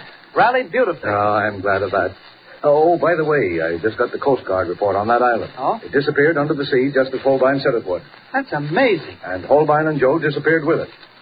You know, I still don't understand how you got me out of that shack. I told you I hired a boat, went over to the island, and got you on board a minute before the explosion started. It's a miracle, Kent. Just a miracle. You know, I think you deserve a vacation. Not just now, Mr. White. I want to hang around and see how Lois gets along. I'm going back to the hospital now. Oh, so that's how it is, eh? Well, good luck, son. Thanks, Mr. White. For the moment, all is well with Lois Lane, Editor White, and Superman. But unknown to any of them, a new adventure, more dangerous perhaps than any they have taken part in before, is slowly brewing. Don't forget to tune in next time for the beginning of the new story. Tune in and follow the thrilling adventures of Superman. Up in the sky! Look! It's a bird! It's a plane! It's Superman! Superman is a copyrighted feature appearing in Action Comics magazine. Presenting the transcription feature, Superman! Up in the sky! Look! It's a bird! It's a plane! It's Superman! Now, Superman, courageous visitor from the planet Krypton, who has come to Earth resolved to dedicate his life to the fight for truth and justice.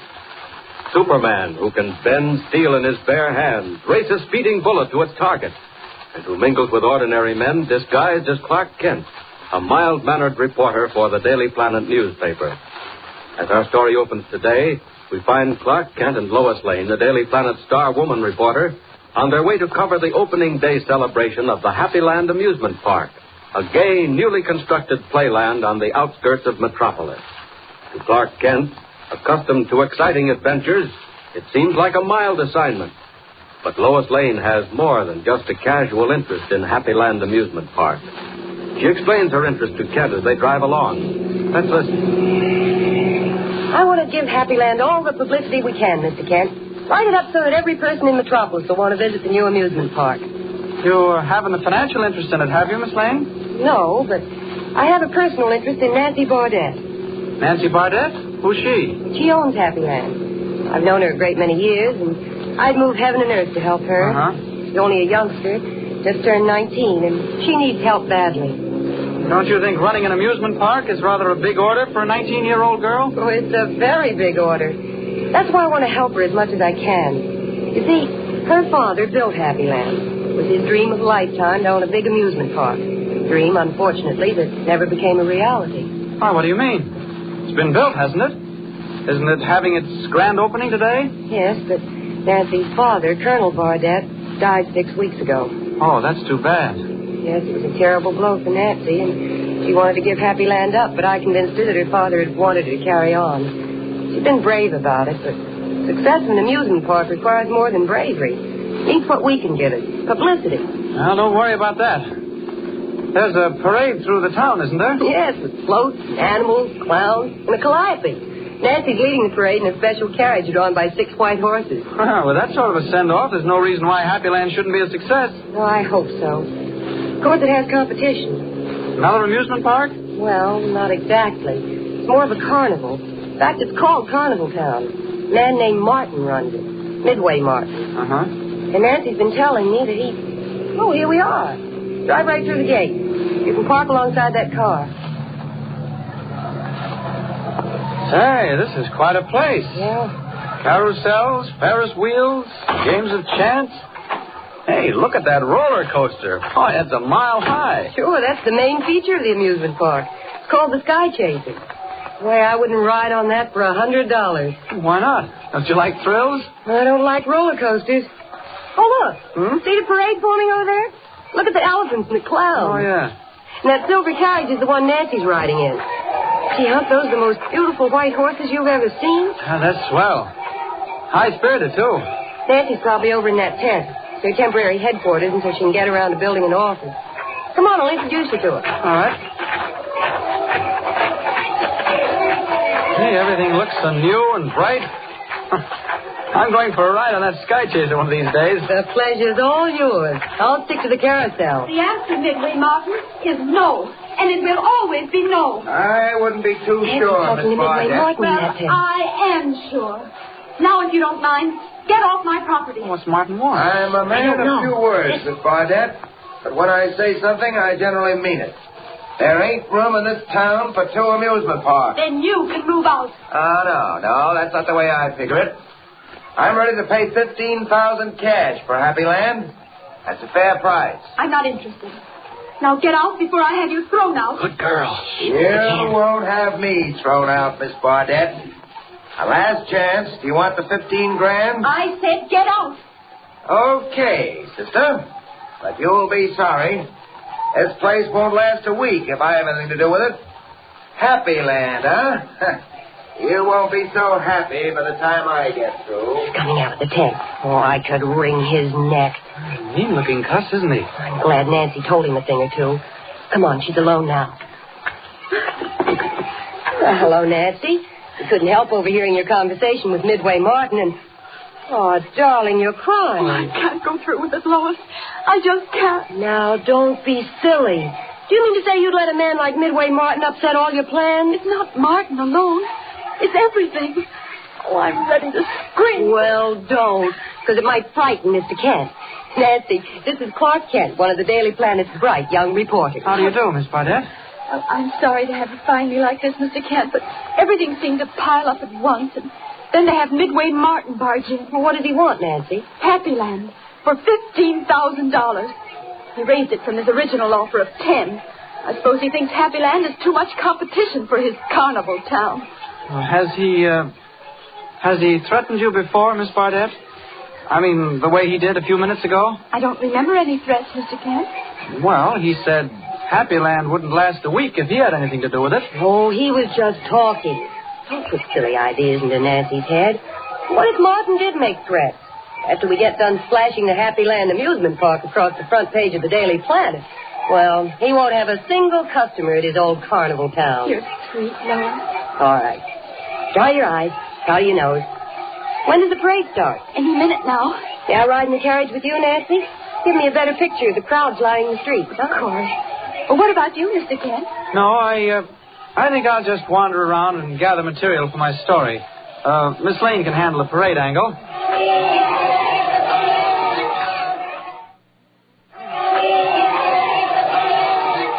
Incidentally, where is Carnival Town? Clark Kent, if you so much as mention Carnival Town in your story, I'll never speak to you again. Ah, don't worry, I won't. Where is it, Miss Bardette? About 5 miles from here, on the Loganville Road. Huh? All ready, Miss Bardette. Parade's starting. I'll be right out, Kelly. Okay. Who's he? A man I hired to sort of superintend things. He seems to know his business. Well, I suppose we'll have to go. Well, come on. Chin up. Big, broad smile, Nancy. You know, this is a big day. Best of luck, Miss Bardette. I'll see you later. All right. Thank you, Mr. Kent. Get a good story, and a big one. I have a feeling there's a story here neither of them suspect. I didn't like Midway Martin's face. A man with a face like his is capable of almost anything.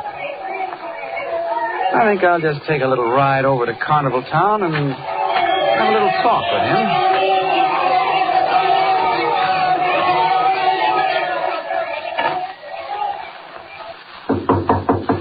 Come in. Good afternoon, Mr. Martin. What do you want? Well, I'm a strong man, and I thought maybe you had a job for We're me. not hiring X now. Well, I'm really good, Mr. Martin. I can bend a horseshoe and drive a spike through a 6-inch board. Listen, buddy, I said we're not hiring nobody now. That enough? Do you think maybe I could get work over at Happy Land? What? Don't make me laugh. Well, I should think they could use a good strong man at Happy Land. Hey, listen, all they'll need at Happy Land in a couple of hours, buddy, is some headache powders. What do you mean? Never mind what I mean. Beat it. I got things to do. Go on, scram. Sorry you can't use me, Mr. Martin. Goodbye.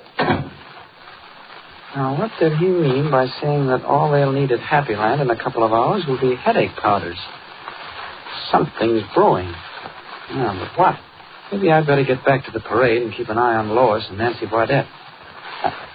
Wait. Who's that getting out of that car that just pulled up? Good grief, it's Kelly. Nancy Bardette, superintendent. And he's going in to see Midway Martin. Well, I guess I'd better hang around. If Clark Kent can't get any information from Midway Martin, maybe Superman can. Silent and unseen, Superman slips to the rear door of Midway Martin's shack to learn, if possible, why Kelly, Nancy Bardette, superintendent, is visiting the owner of Carnival Town. Meanwhile, the Happy Land Amusement Park Parade is making its triumphal way through the streets of Metropolis to the wild acclaim of enthusiastic thousands who line the curb.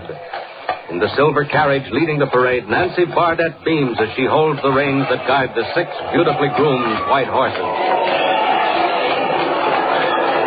I never thought it would be anything like this, Lois. Oh, Nancy, it's thrilling. Look at all those people. Listen to them cheer. If only Father were here to see. Oh, darling, he'd be proud of you. Metropolis has never seen anything quite like this. Why, Happy Land will be jammed tonight. Whoa there, Teddy. Whoa. What's the matter? The lead horse on the right is acting up. Well, even he's excited. Well, you can't blame him. Nancy, you haven't a thing to worry about from now on. With Happy Land a success, you can live like a queen. And I have you to thank for it, Lois. If it hadn't been for all the encouragement you gave me, I never would have carried on. Nonsense. Well, that's the Bardette blood in you. Whoa, Dandy.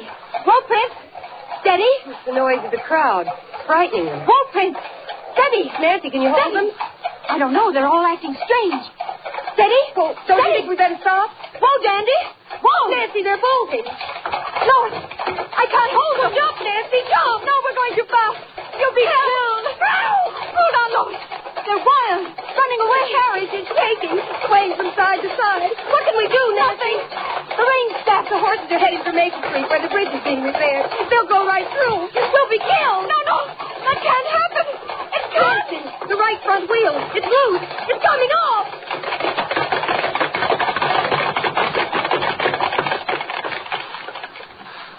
Thundering hoofbeats echo through the crowd-lined street as the 6 white horses, suddenly gone wild, carry the swaying silver carriage to almost certain doom.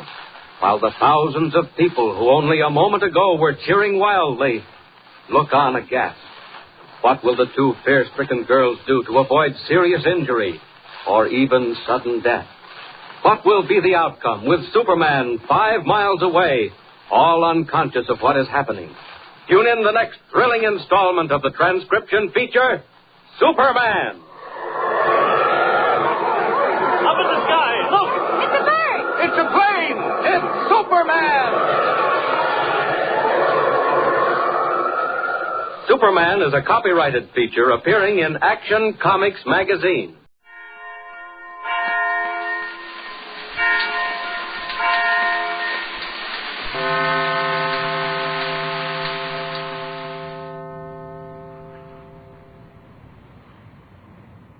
Kellogg's Pep, the build-up wheat cereal, invites you to rocket into the future with Tom Corbett, Space Cadet.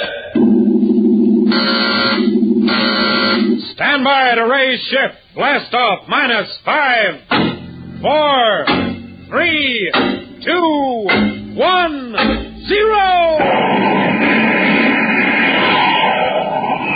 As roaring rockets blast off to distant planets and far-flung stars, we take you to the age of the conquest of space with Tom Corbett, Space Cadet.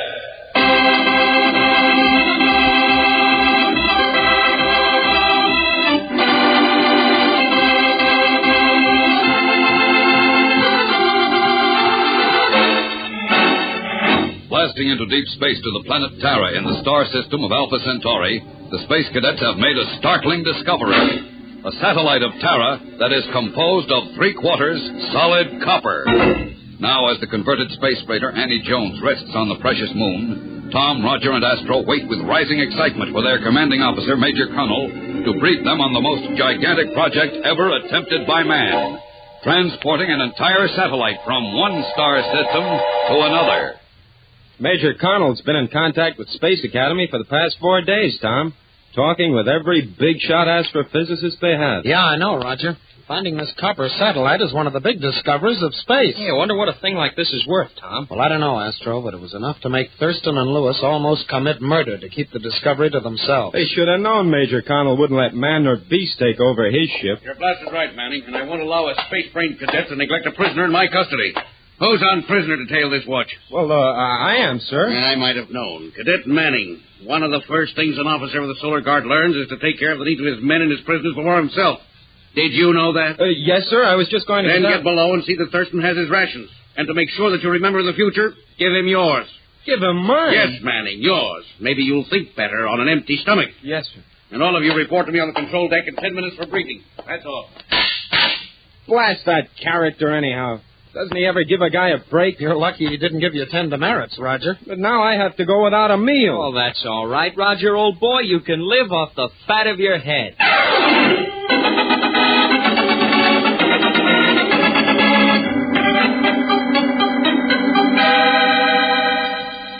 Now, pay attention, boys, because I'm only going to say this once. As you know, the Solar Alliance copper supplies are so low that the discovery of this satellite is of utmost importance. Our job is getting it back to Earth. Back to Earth? Well, how can we get a satellite 10 miles in diameter through 25 billion miles of open space? If you'd give the Major a chance, you Venusian clunk, he'll tell you. Clunk, listen, you skinny radar. Off that space gas. Yes, sir. Aye, sir. Now, to answer your question, Astro, getting it back is the trickiest part of the job. Why not just dig out the copper and haul it back in spaceships, sir? Too long and too costly, Corbett. We've got to take the whole thing, and we've got to do it fast. Now, listen closely. This satellite, which I've named Terra Junior, is a captive of Terra, just as our moon is a captive of Earth. And Terra revolves around its sun, Alpha Centauri. Our problem will be to use Terra's orbital speed and Junior's orbital speed in combination. Time them so we can use them to spring Junior loose. Well, how do we get the orbital speeds to help us, Major? Remember when you were kids and you tied a rock on the end of a rope and swung it around your head? Well, sure, sort of like a slingshot. That's right, Corbett. Now, if you release the rope, the rock would fly in the direction it was headed when you let go. I get it. Then the gravity of Terra is the rope holding the satellite, making it swing around. And a reactant power unit could be the trigger to make it let go. It's as simple as that, boys. Well, how do we stop it after we get it rolling? The chances of Junior hitting anything on the way home are so small it doesn't present a problem. so we just aimed Junior for our solar system. Arrangements will then be made to steer it into the orbit around the sun. Hey, that sounds pretty neat. It is, but we only have 4 days, 5 hours, and 17 minutes to pull Junior out of Terra's grip and later the grip of Alpha Centauri. You boys will have to work like you've never worked before. You'll do things you never dreamed you could do. You'll work until your brains ache and your bodies scream. But when you've finished, you will have accomplished one of man's greatest challenges. You're going to do this because I know you can, and because I'm going to see that you do. Is that clear? Right, Captain. Well done. Now, between the four of us, we've got to send a hunk of copper 10 miles in diameter, hurtling through 25 billion miles of space. So let's get that ball rolling. Right now.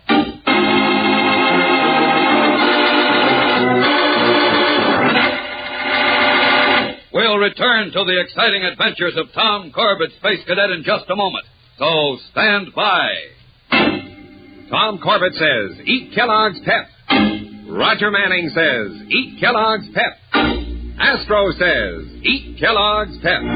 Yes, all the Space Cadets are passing the good word along to you.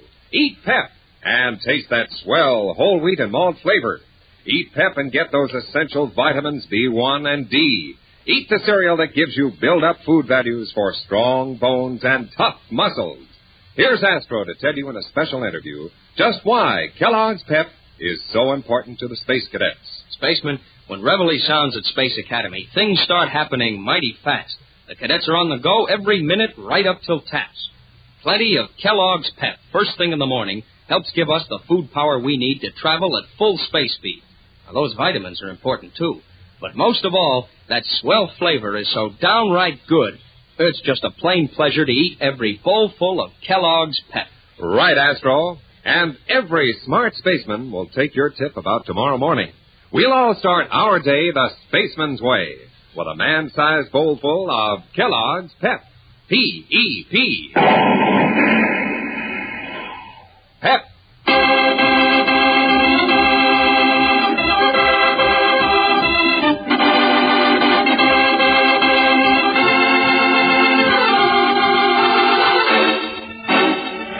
$25 billion miles from Earth in the star system of Alpha Centauri, 3 space cadets and their commanding officer prepare for an almost impossible task, transporting a satellite through space toward Earth. Now, as Major Blastoff Connell roars, cajoles, and pleads with his young spacemen, they assemble the massive information necessary for the big push through space. I tried building that lead baffle for the uranium 5 times already, sir. I'm having trouble getting the amount of reactant power we need in a unit that small. Maybe you're trying to make it too small, Astro. Remember, this unit has but one job, to start the reaction. When the U-235 gets hot enough, it'll start a reaction of the copper on Terra Junior and sustain itself. Try a smaller amount of reactant. But whatever you do, keep working. Only a day and a half left. Aye, aye, sir, but I won't guarantee it. I don't want your guarantee. I want that unit. Now build it.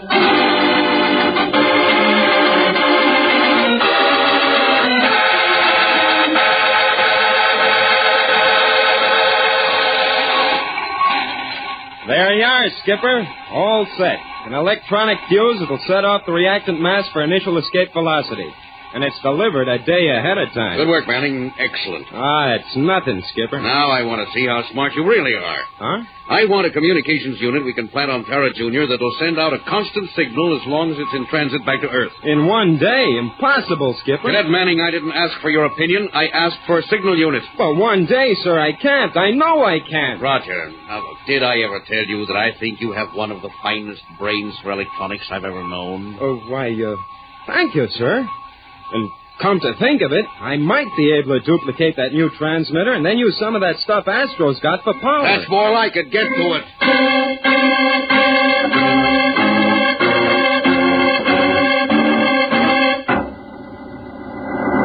Well, it looks like we're all set. Now, you all know your assignments. We'll take jet boats and go out in pairs, Corbett and myself, Manning and Astro. We'll set up the reaction explosives on Terra Junior at the points marked on your maps. When you've finished, set the fuses and return to the ship. But watch your timing. If we fail, it'll be more than a year before Junior will be in the same position again. How much time do we have left, Corbett? 6 hours and 17 minutes. Not much, but enough. It shouldn't take more than 5 hours to set up the reaction units and get back to the ship to blast off. All clear? Right, Captain. All right, put your spacesuits and helmets on and move out. We're going to pitch the biggest ball in history, and it had better be a strike.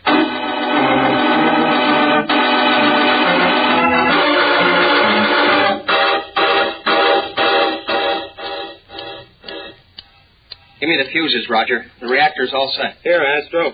Don't forget to set it for maximum time. 2 hours and 15 minutes. Hey, you're wrong, Roger. It's 3 hours and 15 minutes. Listen, you 8x-filter thing. I'm telling you, it's 2 hours and 15 minutes. But, Roger, 2 hours. Okay, you ought to know. You made the fuses, but I still think you're wrong.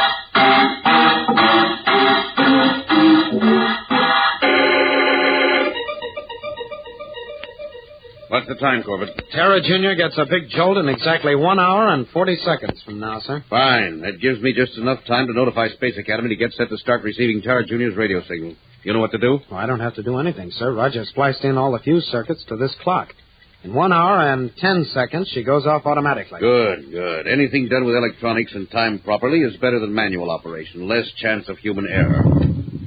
By the craters of Luna, what's that? The explosion, sir. They went off ahead of time. But you said we had plenty of time. Oh, we did, sir. Landing in Astro made a mistake. We got it on the button, Astro, right on time. This baby's a perfect strike all the way home. Manning, what time did you set the fuses for? Why, 16 hours and 53 minutes, sir. Is there something wrong? Yes, Manning, everything's wrong. You set the fuses an hour too soon. It should have been 17 hours, 53 minutes. But That's all right, Roger. We've all been working hard, and one little mistake is bound to show up in an operation like this. It's all my fault. I should have checked those fuses myself. Well, does an hour too soon make much difference? A lot of difference, Astro. But how, sir? It's like this, Corbett. I thought we had the explosions timed, so at the proper moment we'd pull Junior out of his orbit and send him into space. But by being an hour too soon, we send it into the sun instead. But there must be something we can do to correct it, sir. Not a thing, Corbett. Instead of supplying the Solar Alliance with copper, in another week, Terra Jr. will be hardly more than a molten piece of space junk. Stand by to blast off. We're heading home. This mission's a failure.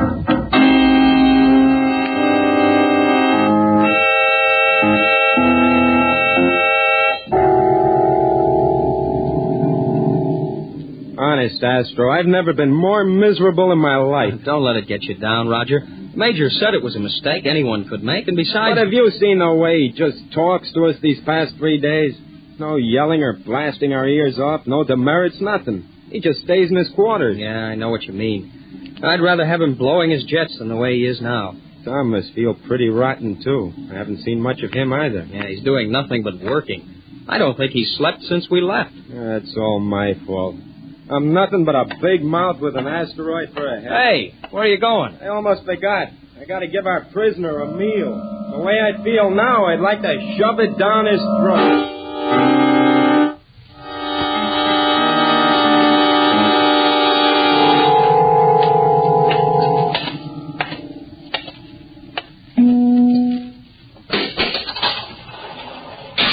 All right, Thurston, come and get it. Well. Where's the big Manning spirit? Kind of got you boys down since that loudmouth Connell failed on your little mission, huh? Listen, you space crawler, one more word and I'll come in there and pound that head of yours in a space I trap. wish you'd try it, you little squirt. I'd break you in two. Okay, pal, I'm going to give you that chance. Yeah, when? Right now. Sorry about the teeth, Thurston. I forgot you had to eat.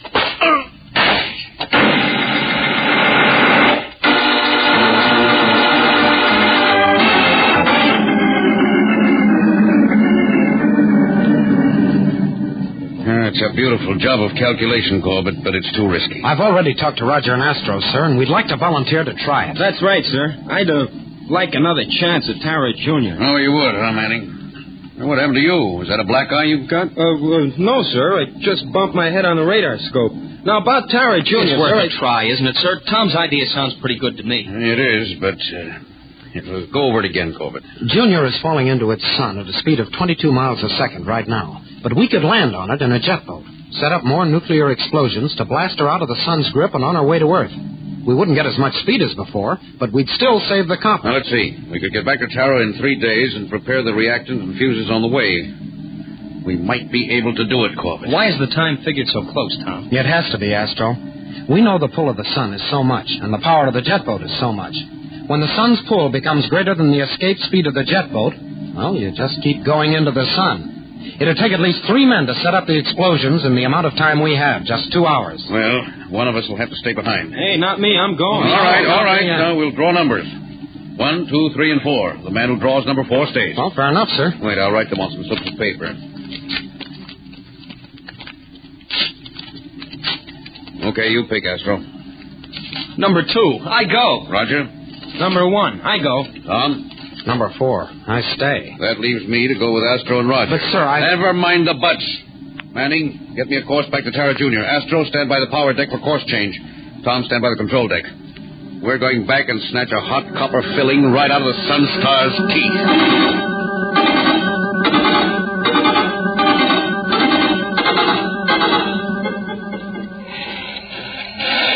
Attention, Space Freighter to Major Connell. 36 minutes to blast off. 36 minutes to blast off. Hello, Corbett. Thurston! Take your hand off that wrench or I'll freeze you with this parallel wrench. How in blazes did you get loose? Your buddy, Manning, decided he wanted to paste my ears back, so I let him. He was so anxious to make me lose a few teeth, he didn't notice the spoon I kept. Spoon? Yeah, spoon for a few teeth, a good trade. I waited for your pals to leave the ship, and then I short-circuited the lock on the cell. Now get over to the controls. We're going back to Tara. Tara? But Major Connell, Roger, and Astro are on that satellite. If I'm not around to pick them up, they'll fall into the sun. Well, ain't that too bad? So they're gonna fry. But if you don't start this wagon up, you're going out the airlock and freeze. Now get to work.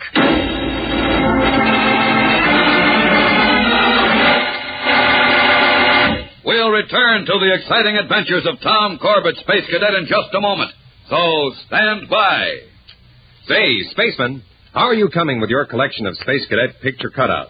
You know, you can get as many as 4 different Space Academy favorites, full-length pictures of Astro, Roger, Tom Corbett, and Dr. Joan Dale. These picture cutouts are swell for making Space Cadet settings. Now, just imagine one of the exciting adventures that the Space Cadets have been on. You draw a picture of it, you put the cutouts right in the setting. Well, you can even make a stage and have the picture cutouts reenact your favorite Space Cadet adventures. If you haven't got Space Cadet picture cutouts yet, you want to start your collection right away. Ask your mom to get your regular-sized package of Kellogg's Pep. Look on the back of the package, and right there, you'll see your own Space Cadet cutout. It's a full-length picture made from an actual photograph. Each cutout shows you an official Space Academy uniform, too. Cut the picture out of the box, make a little stand for it, and you're all set for a Space Cadet adventure. At the same time, you'll be all set to dish out the best-tasting wheat flakes that ever got covered with milk and sugar. Pep gives you that tasty whole wheat and malt flavor that just tops everything. And remember, there's a Space Cadet picture cutout on the back of every regular-sized package of Pep. So don't delay. Ask for the Build-Up Wheat Cereal, Kellogg's Pep. P-E-P. Pep.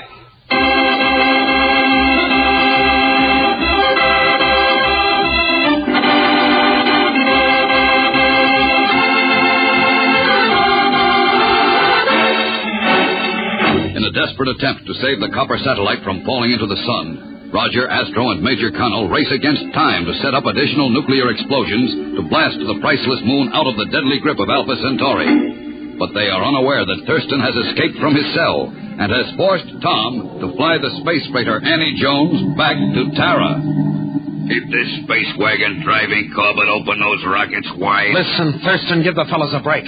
If I don't pick them up, they'll be killed. Now, ain't that just too bad? Look, I promise nothing will happen to you. We'll let you go free. Shut your mouth and concentrate on them controls. You and Major Connell and those other cadets are the only guys who have anything on me. Now, you don't think I'm going to let you stay alive, do you? Why, you dirty, low-down space Get crawler. back to those controls, Corbett, or I'll blast you with this ray and pitch you out of the airlock, so help me. Okay, Thurston, you win. That's better. Hey, what are you doing? You want more speed, don't you? Okay, but don't try any funny stuff. I don't see how I can. You've got me nailed with that parallel right. Where are you going? Just have to adjust the reaction mixture for this speed. Oh, yeah? Well, I happen to know you do that at the main panel. Get back. Sure, Thurston, but not before I adjust something else. Hey, what are you doing? I'm floating. You're a spaceman. Let's see how you handle free fall. Hey, you little space pup, I'll freeze you stiff. Try again, Thurston. Hey, I'm going backward and I can't stop. Sure, the recoil of your gun. Now I'll take over. This is what they call free fall wrestling, pal. Let go. Yeah, sure, after I do a little freezing of my own. Sweet dreams, pal. Now start praying I can pull the fellas off that satellite, because if I can't, you'll wind up frying in the sun with us.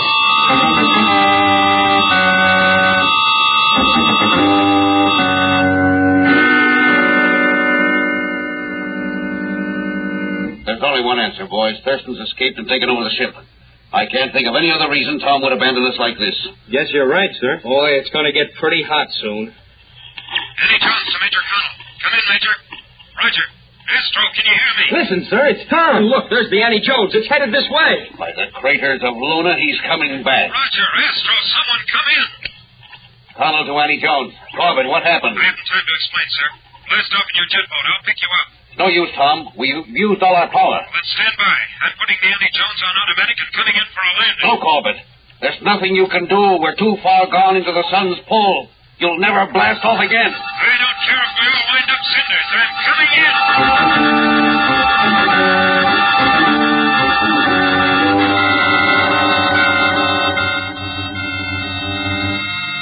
Tom, unless Astro can build enough pressure in those cooling pumps to handle the emergency reactant fuel, we're done for.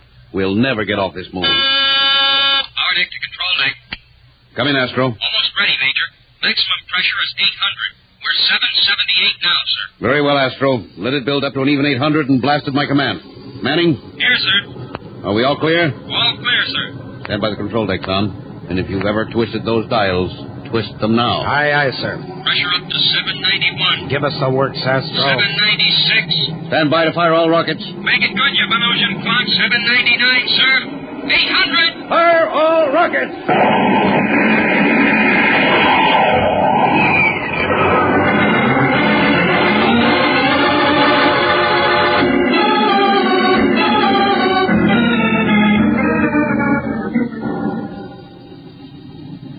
Report from power deck, sir. Acceleration normal.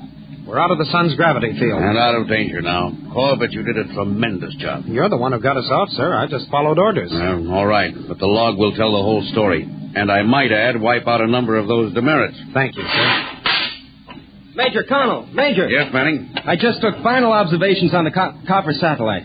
She cleared the sun and is swinging wide around the other side, heading for our own solar system. Well, looks like that's the icing on the cake, boys. Our mission is a complete success. What do I do about that creep Thurston? Nothing. He's in the brig, isn't he? Well, not yet. I was too busy to lock him up. It's a wonder he didn't start acting up again. Oh, he did. But I quieted him down. Oh, you did, huh? Yes, sir. But I think maybe now he'd better be put in the brig. He's running out of teeth.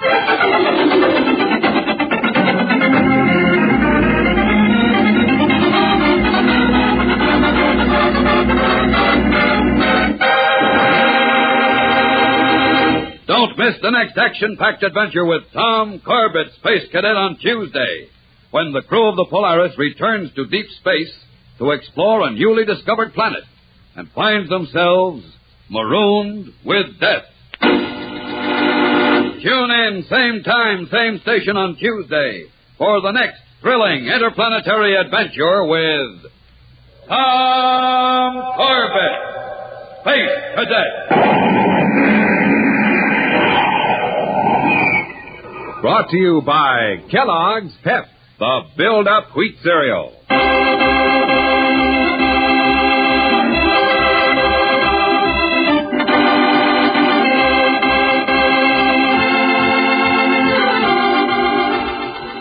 Tom Corbett, Space Cadet, starring Frankie Thomas, can also be seen on television and appears in the comic sections of many of America's leading newspapers. Look for it daily and in weekend editions. Featured in the cast are Jan Merlin, Al Markham, and Louis Van Ruten. Today's program was written by Richard Jessup, directed by Drex Hines. Jackson Beck speaking. Kellogg's Raisin Bran has a secret. Kellogg's Raisin Bran has a secret. And what a secret! In Kellogg's Raisin Bran, the tasty raisins are dipped in honeycomb. That means plumper, more tender raisins along with delicious golden crisp bran flakes.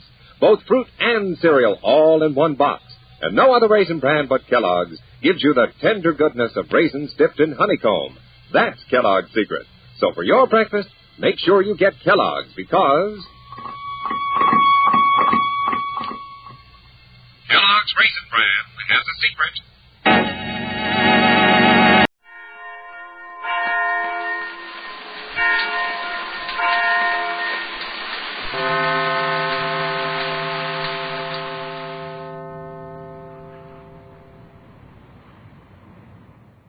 Fed up with the everyday grind.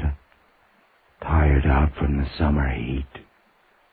Want to get away from it all? We offer you Escape. Escape, designed to free you from the four walls of today for a half hour of high adventure. You are caught in a web of nightmare, struggling to free yourself from sleep, while constantly, threateningly, your destruction draws closer, and you know unless you awake, the ultimate conclusion is death.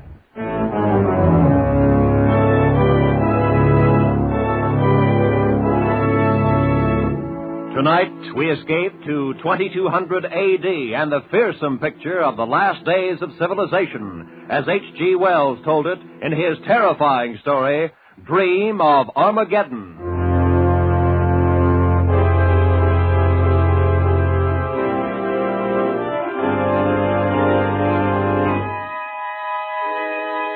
From the very beginning, the dream was quite vivid and real. Much more real than the dull world of business that moves by day. And in a short time, I began to thrust the waking world aside and live my life wholly in the dream, night by night. I was not then aware, of course, of the hideous ending to come. A thing so horrible to face that even though I doze now in my chair, I dare not sleep. I can't recall exactly when the dream, if it is a dream, first began. Oh, a month ago, perhaps. At any rate, I fell asleep in my flat and awoke in another place and another time. That is to say, as I fell asleep here, I awoke there, far away on an island in the Mediterranean, and hundreds of years in the future. Eden, you must wake up now. Wake up? But where am I? Here with me, of course. Oh, Eden, my dear, you've been dreaming. Oh, yes. Yes, I remember now. It was such a vivid dream. I thought I was a man living hundreds of years ago. Silly, but it took me a moment to shake it off. And was I there with you? In the dream, I mean. You're here with me now. That's the important thing. Has there been no word? Nothing has changed? Nothing. Otherwise, I should have awakened you. Good. Perhaps they've finally decided to leave us alone. I hope so. I couldn't stand much more of it. Our faces on every telescreen all over the world. Scandal criers, saying... It does not matter, Noma. It's over. We've left all that behind us in the north. We're going to be very happy here. Oh, my darling, we have to be. It's the only thing that will justify what you did. Noma, can you doubt that we will? Come here. Look out through the glass wall there. Blue sea down below us, pale hills, and the far-off mainland. Why, is there any more perfect place to be happy than here in Capri? And what of the woman you brought with you? Did you not perhaps give up too much for her? Pay too great a price? You're worth more than all of it, Noma. You make me feel very humble. You were the most powerful man on earth, Council Master of the Allied Nations of the North, the ruler of 1 billion people. 1 billion fools? Why, had they not been, they would have accepted you. They felt they had reasons. Reasons? Could not permit me to marry beneath my station now. I've given my whole life to them until now. Has a man no right to happiness, Noma? They follow their own desires. Why shouldn't I do the same for once? Why not, indeed? I've no answer for you, beloved. I'm proud and humble for what you did. But also a little afraid. Afraid of what? I don't know, Eden, I don't know, but the Weissafel. Your pardon, Master Eden. May I have your attention, please? Yes, go ahead. What is it? There is one here who desires to speak with you. I'll see no one. I've told you that. He tells me to say, the white grasses grow tall in the north and reach above the snow. Eden, it's a messenger from the council. Yes. Very well, send him up. What does it mean? Have they thought of some new way? No. my darling, it is nothing. He'll talk of duty again and all the other things, the same kind of talk. It can't be anything else. If only they'd chosen someone besides Evesham to govern. But they did choose him. If he doesn't suit them, they can find someone else. I'll have no part of it. He's such a fool, such a stupid, blundering fool. Perhaps they need a fool. Perhaps that's why... Oh, there's the messenger. Come in. I must beg you to pardon this intrusion, Master Heathen, but the Council considers the matter of the greatest importance. It's all right.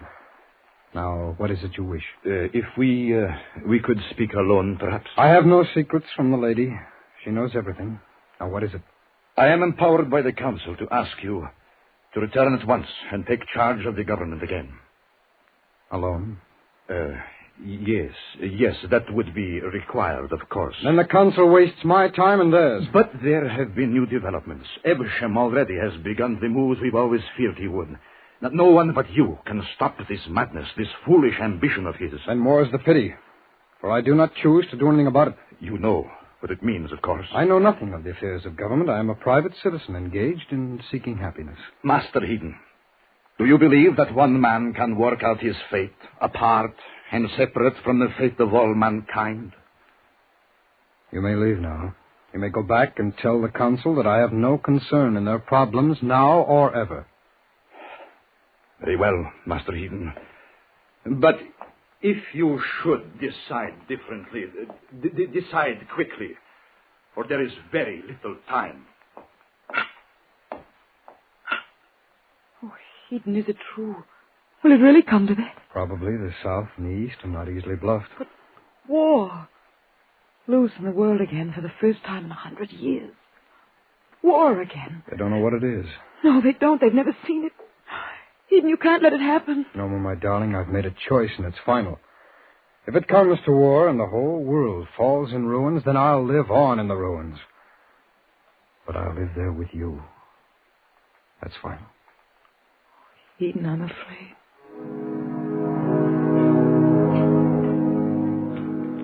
I calmed her fears at last with many brave prophecies of the joys we should find in our life together. And as we talked and watched the sun sink finally in the waters of the quiet sea, the blusterings of Evesham seemed far away, and the threat of war no more than a part of some nightmare. At a late hour, we fell asleep.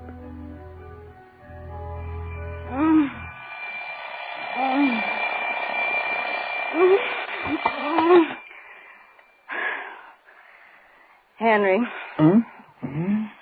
Henry, wake up. I said wake up. Can't see why you always have to wait for me to shut off that clock. Sorry, dear. I was dreaming. Dreaming, indeed. I guess yourself dressed. You want to be late again this week? Good chance of war. I don't know just what I can do about it. Oh, Henry, for pity's sake. One thing's certain, I won't give her up, no matter what happens. Her? Who's her? Oh, yes, of course. I'm getting up right this minute. I'll get dressed right away. Henry, No, there's no need to get excited, dear. There's plenty of time to catch the 7:12. I never saw such a man in my life. Wasn't for me telling you what to do, I don't know what would become of you.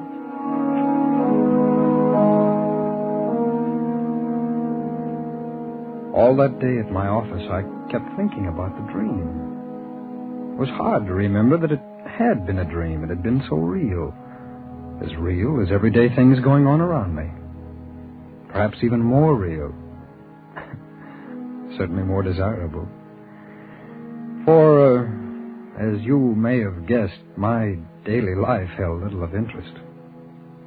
But in the dream, everything was different. There I could be the great Master Heathen, controlling the destinies of millions of people, feeling for the first time in my life a deep and exhilarating sense of power, so sharp in its contrast with the drab, waking life I lead. And most of all, I could not forget the girl.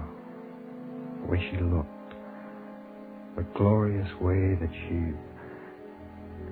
Well, no matter. All day I kept wondering if I should be able to find the place again, so far away in space and time.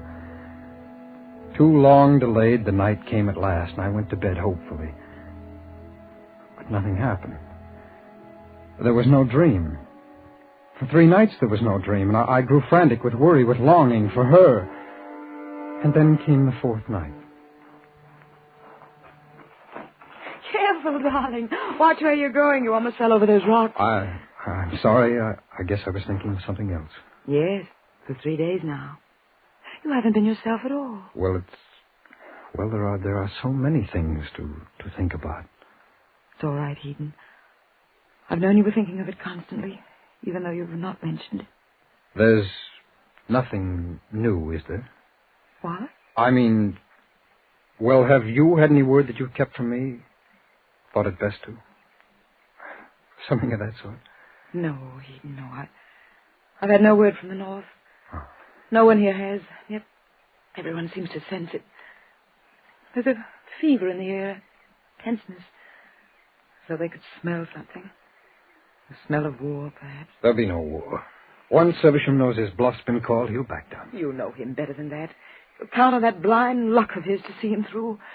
And you could stop him, Eden. You could still go There'll be no going back.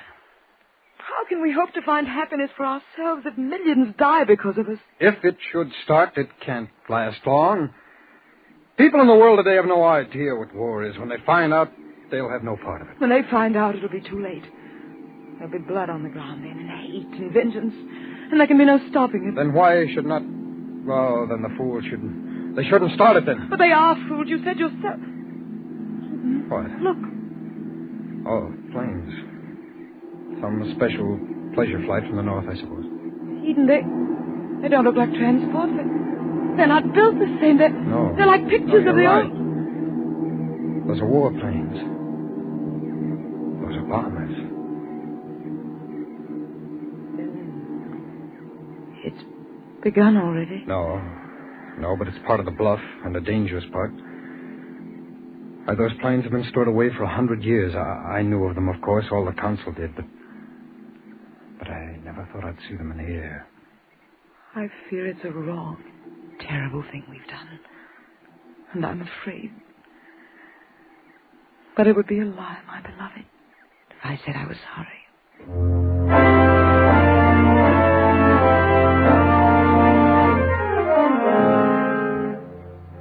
No more warplanes came to Capri in the next 2 days. But the sight and the sound of the first ones have been enough. The peaceful island of pleasure became a beehive of belligerent activity. Preparation for war by a people who had never known anything but peace. Old weapons, relics for years, came out of storage places, were cleaned, polished, made ready. Big guns appeared as if by magic, were quickly set in placements about the rocky isle. Norma and I took no part in the madness about us, but walked alone from the others. She with a growing sadness, and I with a swelling hatred for blind, blundering Evesham, and for the stupidity he'd called forth now in mankind. And then, late afternoon of the third day.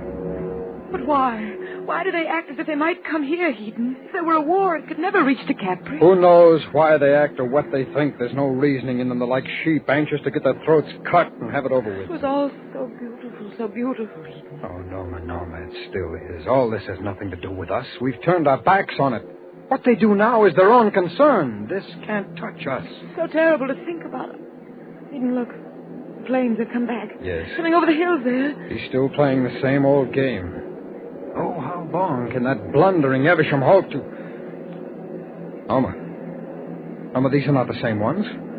What do you mean? I know the shape of these. These are warplanes from the south. Then, oh no, it can't mean anything.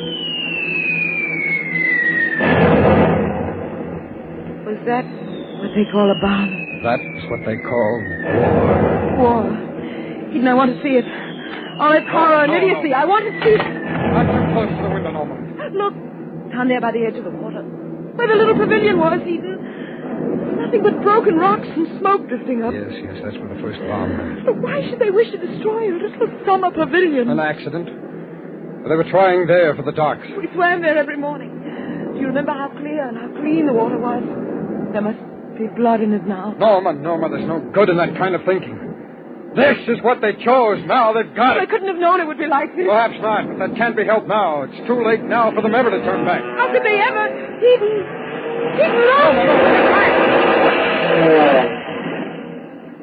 no! Look, Eden, that plane along the beach. Oh, promenade. Hundreds of people and children, too. I don't want to see any more, not ever. We've got to find some way to get out of here. Some way. Capri is right in the middle of it. It was so beautiful here. Why should anyone make war on Capri? Why? War has a bad habit of spreading everywhere once it's turned loose. Just a moment. Supervisor from 22. I'd like a private plane and a pilot right away. A destination to be decided. Sorry, sir. All planes have been taken over by the government. General order by Master Evesham. Confound it. All right. What about a boat? Power boats have been taken over. Perhaps a few small sailing craft may be still available. Find out. Get me a navigator and enough crewmen. Sorry, sir. The government has ordered all able-bodied... All right. Just get me a boat then. Buy it, charter it, whatever's necessary. I'll sail it myself. Yes, sir. Where can we go, Eden? I don't know. Anywhere but here. Yes, then let's go quickly. Take me away someplace, Eden, far away. Anywhere but here.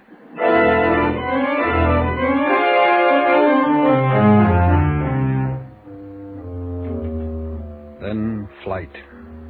Days of flight from stolid death in his military boots who tramped always just behind us. Never far away. I fought to stay asleep. To stay with my dream. To stay with Noma. I cursed each time I awoke. I simply can't understand you, Henry. You moon around the house like a lovesick calf. Haven't been to the office in 3 days. Don't you have any consideration for your job or for me? Do you want to see us kicked out into the street like tramps without a cent to our name?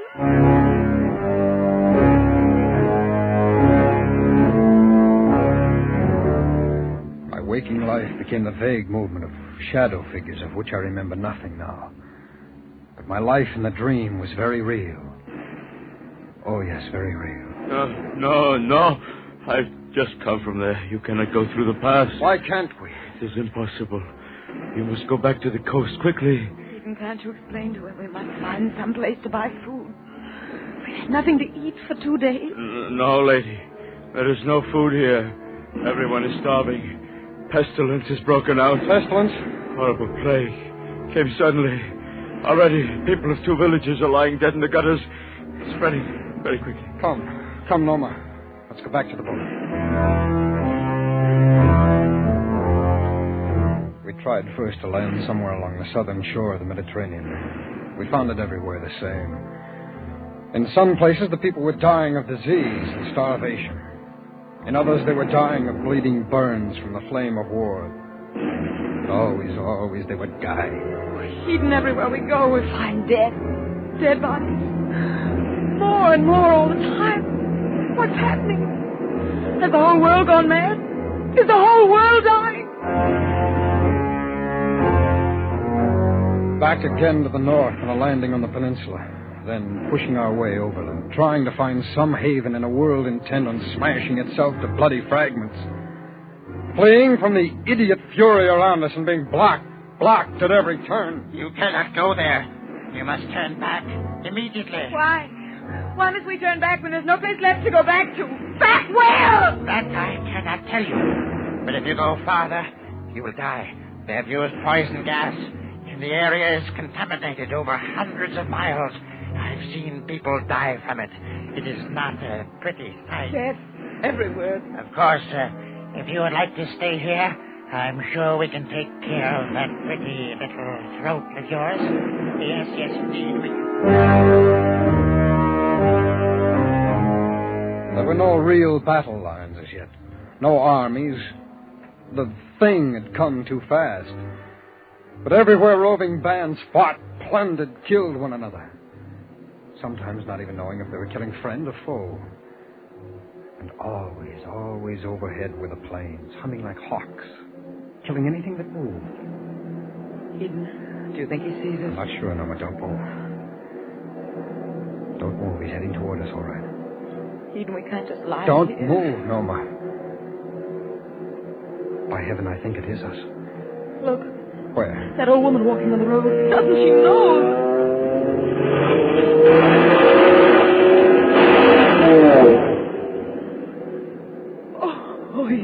horrible. Horrible. No, no. Let's go. It wasn't us he was after.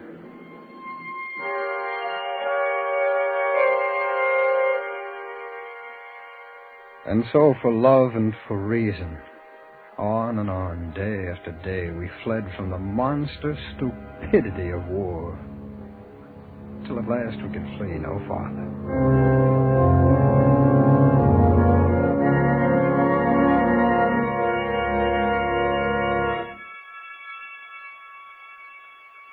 We found ourselves at dawn one morning in an open space near those great ruined temples at Paestum. Roman ruins that have stood for centuries were still standing even then. We sat and watched the sunrise, the most beautiful I've ever seen. We said little to one another. Low hills broke away below us, dotted here and there by trees, low thickets of laurel between. The great stones of the temples above us were pale pink in the morning sun, and a silence was everywhere. Silence and a false feeling of peace. This morning, looking out there, one would never know. Oh, it's beautiful. But we can't stop here no more. We're only hours away from it now. How much farther, Heaton? How far must we run now? I don't know, my dear. It seems to be everywhere. Sometimes these last few nights, I've looked up at the stars and I've thought, all of this is happening because of us. We're to blame for it, No, darling. No, we tried to find happiness, that's all. Can there be anything evil in that? I don't know, Keaton, but I'm afraid. Had you not run away with me, this would not have happened. Millions of people must die for our happiness. Something is wrong. Well, the blame lies with them. They die for their own stupidity. We are not stupid. We could have prevented it. Had you gone back and left me... No, my darling. Now, there'll be no talk of that kind. We'll still find... We will. The chance to work things out somewhere. I had a strange feeling, Eden. We shan't have any more chances. We owe some kind of a debt. We're going to have to pay for it very soon. Oh, you're tired, Norma. That's why you talk this way. You'll soon Look, feel... Eden, another flight of planes. Yes, they're everywhere now. Like vultures, hovering, watching and waiting everywhere. Norma, we'll find someplace yet. Someplace. Norma, get down!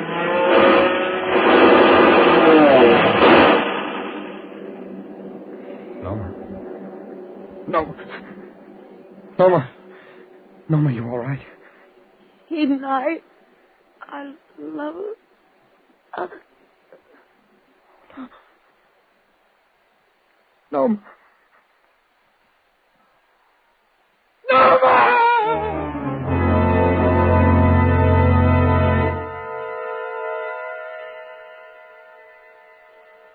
I sat there on the ground for hours, holding her body close. I was only dimly aware that she no longer lived. Time had no meaning. The world receded far away. The shadows of afternoon pointed all one way, and my thoughts were only dreams within a dream.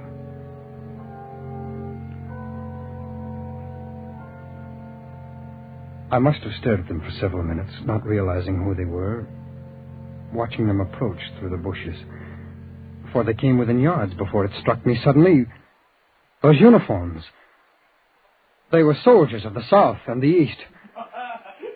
With only one thought in mind, I jumped to my feet and ran toward them.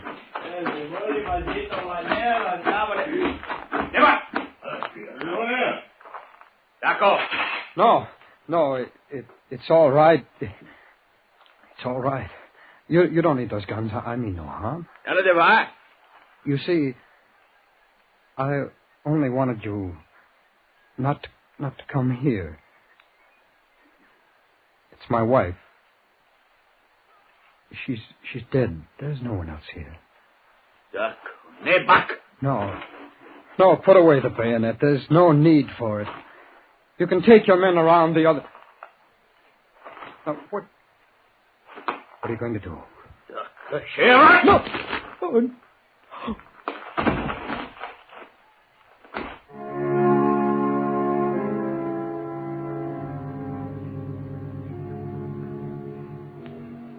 I lay there on the ground for a long time after they left.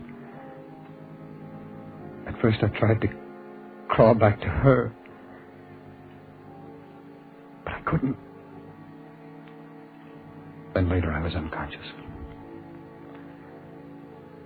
Whether this be Armageddon, that last flaming end of the world, I do not know. But of this I am sure. When the end does come, it shall come through man's unheeding selfishness, through man's stupidity. For when man stood up and learned to think and was no longer an animal, he became one with the gods. And like the gods, must take heed of the fate of mankind. This I know.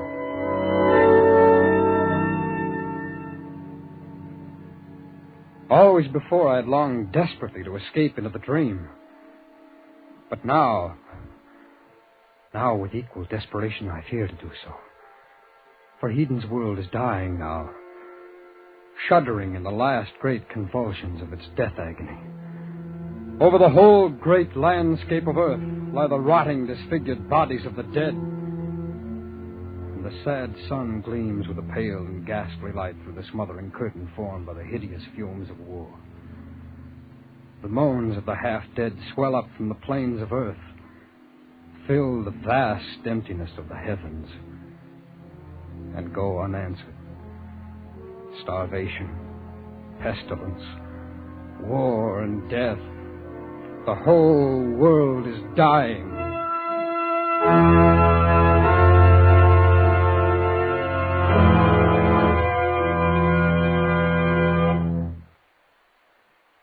Eden, too, is dead. He died hours before I awoke this morning. His body still lies before the silent temples of Paestum. Yet in the dream I still occupied his body. After he was dead, great vultures came and tore with their beaks and claws, and I was still conscious. I was still conscious. Now tonight, because of that, though I grow faint with weariness, I dare not go to sleep. In the name of heaven, how long will a dream go on?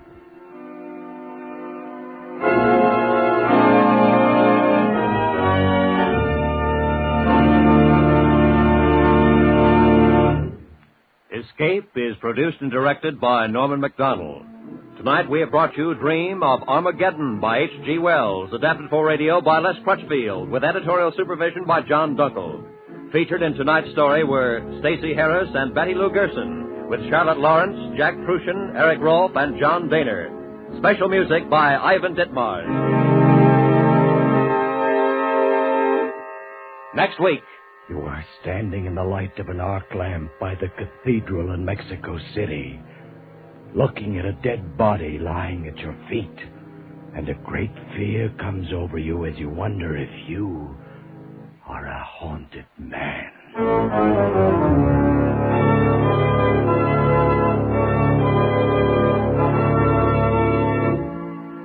Next week, we escape with Ralph Bates' most unusual story, The Haunted Man. Good night, then, until this same time next week, when once again we offer you Escape.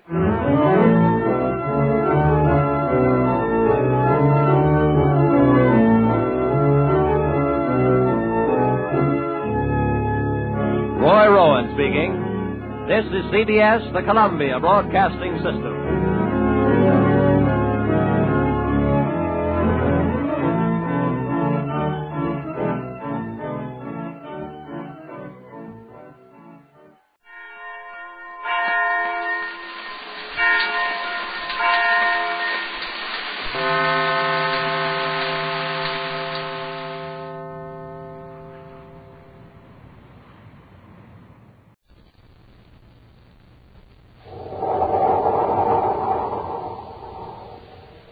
Instant Ralston and Regular Ralston, the hot whole wheat cereals in the red and white checkerboard packages, present Space Patrol!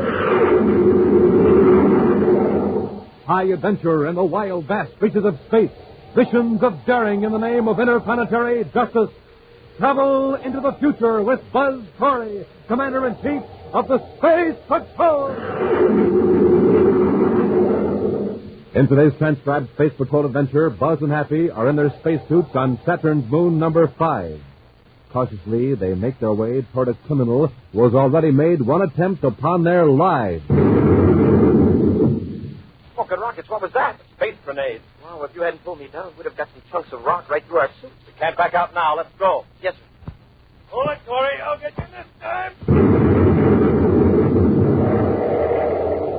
We'll return in just a moment with today's exciting Space Patrol adventure, The Lost Condor.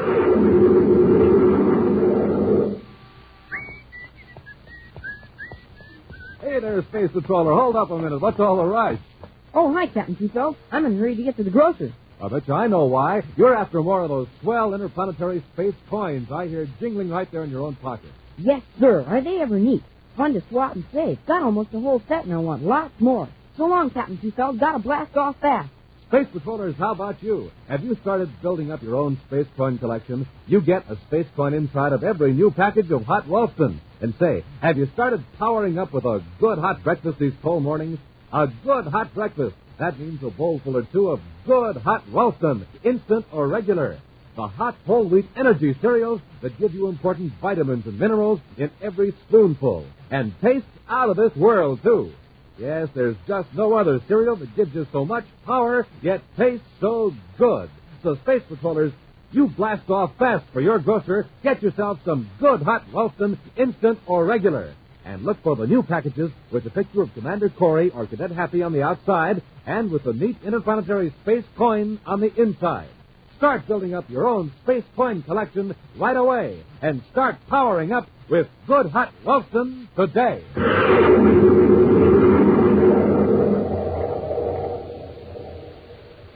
And now, today's Space Patrol adventure, The Lost Condor. Buzz Corey is at a criminal rehabilitation center on the planet Venus, conducting his annual inspection when he receives a strange request through one of the doctors. A patient named Don Blake has asked permission to speak to him. Right now, Buzz and his Cadet Happy are seated in the spacious lounge of the discharge section talking to the young man. It's awfully good of you to see me, Commander. What is it you wanted to talk to me about, Blake? Well, that's the strange part. I don't know exactly. I suppose I should be happy about being released. But I'm not. I'm worried. There's nothing to worry about. You have a job and a place to stay. Sure, you'll be a draftsman at spacecraft plant number 2 on Mars. It's all arranged. That isn't what bothers me. I have the feeling I haven't told the authorities everything. If that's all that's the matter, you can stop worrying. When you were arrested, you were given a brainograph test. Everything you knew about the crime you committed was on microtape. Sure, you couldn't have held anything back if you wanted to. Still, I have a feeling that I know something unpleasant, something evil. Dealing with what? A certain place or a person? Well, that's the trouble. It's nothing definite. If there is something about a crime in your subconscious mind, it would have shown up in the first test. Well, maybe it'll come to me later, after I'm released. It may, but the chances are it isn't very serious. I hope not. My diary. I'll go through that when I get settled. Your diary? Yeah. Before I was arrested, I kept a detailed record of everything I did. Perhaps some entry in my diary may jog my memory. Well, that's possible. If it turns out to be important, let me know. I certainly will, Commander. And thanks very much for talking. Good luck, Blake. Come on, Happy. We'd better get back to Terra. A few days later, young Don Blake returns to his home a short distance from the spacecraft plant in Lowell City on the planet Mars. And as he enters the comfortable living room... Oh! Who are you? Hello, Blake. Nice place you've got here. How did you get in? You just walked in. The door wasn't locked. No. No, I don't like locked doors. I can understand why. You haven't told me who you are. Doesn't matter. I know who you are and where you've been for the past 9 months. Well, that's no secret, but I can't see it's any of your business. Now, don't get thirsty. I'm here to do you a favor. A big favor. What kind of a favor? You have some information I can use. I'm willing to pay for it. Information about my work? If that's what you're after, you can get out of here right now. Down, Blake. Calm down. The information I want has nothing to do with your present job. It's about something that happened about 10 months ago. You mean my robbery I committed? No, tell me, does the name Condor mean anything to you? Condor? You associated with the spaceship? No. I think hard. Did you ever have any dealings with the pilot of a tramp spaceship called the Condor? No. I'm afraid I can't help you now. If you'll be good enough to go, I'll... Hold on. Let's not give up so easily. The memory is sometimes a freakish thing. Isn't that why you once kept a diary? How do you know that? I know many things about you, Blake. You wrote many trivial things in that diary. The titles of books you read, the names of chance acquaintances. Yes, that's right, but... And the name of the pilot of the Condor is very likely in your diary, or at least a clue to his identity. I'm sure you're mistaken. It won't hurt to let me look through the book. How much are you willing to pay me for? Well, not entirely. The money will be for you to keep this conversation a secret. How about it, Blake? I don't like this at all. You won't even tell me who you are, yet you offer me money for information on a purely personal, private document. No, I'm not interested. Better think it over, Blake, for your own good. Let a threat, that crime you committed a few months ago. Did it ever occur to you that someone may have been behind the scenes, quietly arranging events to your advantage, sort of paving the way for you? No, it was my own idea. I was in it by myself. It was just an accident that I found a man who could help me dispose of a loot. Accident, was it? Blake, that man was there when you needed him because I planned a complex chain of events. But I got caught. Everything stolen was recovered. I planned that, too. Your petty crime was arranged to distract attention from a much bigger crime. I don't believe it. That's unimportant. My plan was complex to protect myself. There were many people involved, each as ignorant of the master plan as you were. An unforeseen accident occurred. I had to put my chessboard away for 10 months, so to speak, until I could put a certain pawn back into play. And I'm the pawn, have it? Exactly. Your diary probably contains the small bit of information I need to win the game. If you don't help me, well, I can easily arrange another series of events around you. You can't make me commit another crime. No. I wouldn't be too sure, Blake. In any case, I could easily arrange a crime in which you would be the victim. It would be a shame if your second chance in life were to be cut short, Blake. I'll give you 48 hours to think it over. If you're smart, you'll give me the diary when I come back. Several hours later, on the man-made planet Terra, Buzz and Happy are working late at Space Patrol headquarters. I'll get it to you. Commander Corey's office. Cadet Happy here. Who's calling? Just a minute, please. Sir, it's Don Blake. Blake? Oh, from the rehab center. Yes, sir. He wants to talk to you. Says it's important. All right, sir. This is Commander Corey. How are you, Blake? I've got to talk to you. Where are you? Terra Spaceport. All right, come on up. I'll tell the duty officer to let you in. No. I wouldn't dare do that. What's the matter? Are you in trouble? Not yet, but I can't tell you over the phone. It's about the matter I spoke to you about on Venus. It involves a serious crime. I just got into Mars, and I may be followed if I leave the spaceport. Followed? By whom? Commander, I'm near gate 22. Get down here right away. All right, Blake. I'll be there. Corey out. Come on, Happy. Gate 22 at the big Terra spaceport is far down the line, away from the regular passenger gate. Unobtrusively, Buzz and Happy make their way to the appointed place. Buzz listens to Blake's story of the strange visitor and his vague but alarming threat. So I thought I'd better come here and tell you all about the whole story. You never saw this man before? No, sir, I'm positive. And he didn't tell you his name? No. Where is the diary? I've got it right here inside my jacket. Better give it to me. Yeah, glad to. Maybe I've got too much imagination, but ever since I talked to that man, I've had the feeling that he's guilty of some crime.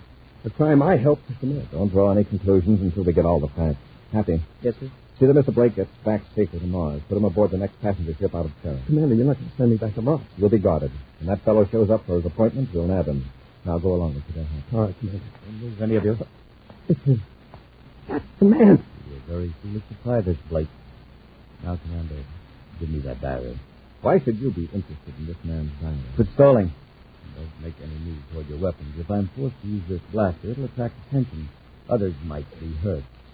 The diary, please. All right. I'm anxious to see what use you'll make of it, Mr. Corbett. Police Corbett. That name means nothing to you. Not yet, and it never will. Move toward that parked surface car. Casually, please. Come along, Blake. And be careful not to get between the space patrolman and my gun. What are you going to do, Corbett? I'll explain in due time. Keep moving, gentlemen. So this is the car. Commander, you and the cadet get in the back. Come on.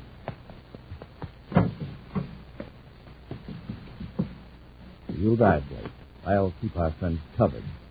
Go on, Blake. Do as I tell you.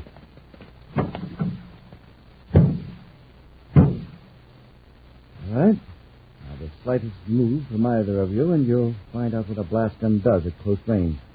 Start the car, Blake.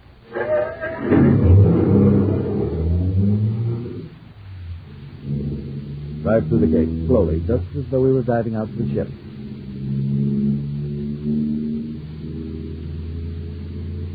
Turn left, there, at the far end of the port. There's no ship out here. No. Nothing but a fuel storage tank. Now, you two in the back, lean forward. Come on. All right, Corey, here's yours. Hey, what's the idea? Now, Blake, step out of the car. No. You heard me. No. Jump unless you want to be part of the action. What do you mean?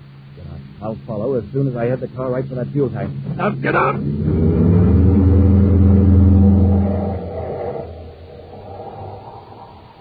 We'll return to Space Patrol in just a moment. Listen to that football player kick that ball. And listen to that crowd cheer. Power, that's what he's got. More power to him and more power to you. Power to think fast and act fast.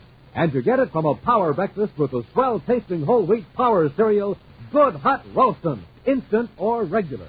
More power to you, because 1 ounce of delicious hot roastin' gives you 20% of the vitamin B1 and 11% of the iron you need all day long. And that's not all. Hot roastin' gives you all the power of whole wheat and twice as much power from the heart of the wheat. That's why a good breakfast with hot roastin' gives you extra protein for powerful muscles, extra vitamins for sturdy growth and steady nerves. So join the power team. Get Hot Roastin', instant or regular, at your grocer's today. No other cereal gives you so much power, yet tastes so good. So more power to you from Good Hot Roastin'.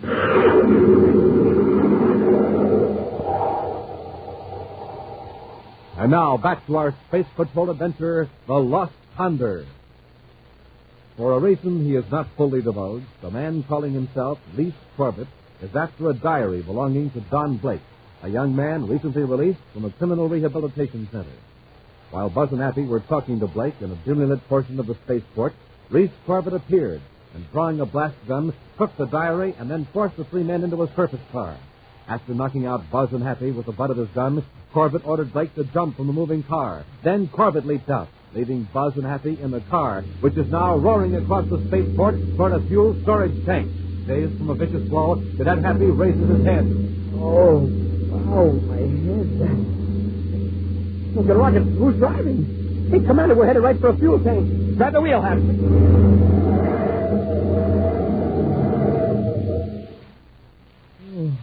Oh, we just missed it, Commander. Corbett was certainly anxious to get rid of us. And Blake must have been right about that diary being important. Now Corbett's got Blake and the diary. Head for the guard shack near Gate 5, and we'll alert Space Control. Across the spaceport, Corbett and Blake, bruised by their leap from the moving surface car, watch the car careen around the strip and finally come to a stop. Leg. I heard it when it jumped. You'll get a lot worse than a bad leg if you don't hurry. We've got to get to my spaceship and blast off before Corey alerts the control tower. Blast off where? Never mind. Just get moving. In the guard shack, Commander Corey orders Space Control to ground all private cruisers, then orders a careful check of all passenger ships. Gate 5, Corporal Niven here. Yes, Captain. Just a moment, sir. Commander Corey. Yes? For you, sir. Captain Barton in the tower. Thanks. What is it, Captain? What? Didn't that order get through? see. All right, Captain. I'll be in Colonel Ryan's office at Port Headquarters until further notice. Corey out. Got away, huh? Yeah. Corbett used a false notification call to the tower. He must have been ready for this kind of a getaway. He got through the locks before the tower noticed the mistake. Couldn't we blast off after it? Yes, but if we have Blake with him, we'd be at a disadvantage. First, let's see if we can find out what Corbett is up to. Well, how are we going to do that? He must have pulled off some time at about the time Blake was arrested. Probably a major robbery that's still unsolved. If we check the records for that particular time, we might find out which one it was. Right. Then there's this mystery word, Condor. It's connected somehow to a pilot or a tramp spaceship. Well, spaceship registry might run that down for us. Yeah, if it could, Corbett wouldn't wait 10 months for Blake to be released. No. Condor must be a nickname known to a limited circle. I'll contact a few pilots and spread the word around. If we find out who or what the Condor is before Corbett does, we can lay a trap for him. Elsewhere, avoiding the space lanes, a private cruiser speeds away from Terra toward the outer planets. With frequent glances at the viewscope, Reese Corbett sets the controls on automatic pilot, then turns to John Blake. All right, you've had plenty of time to read over your entries in the diary. Find anything out about the Condor? No, it's no use, Corbett. I couldn't help you even if I wanted to. You're not qualified to decide that. While I was making it easy for you to get away with your poultry haul, I had another gang working on a job of real value. What was it? Never mind. At one time, your loot and mine were aboard the same ship. And the valuable stuff was transferred by another group of intermediaries. That's where the slip occurred. What makes you think the information is in my diary? Because, Blake, you are an observant young man, but not a very analytical one.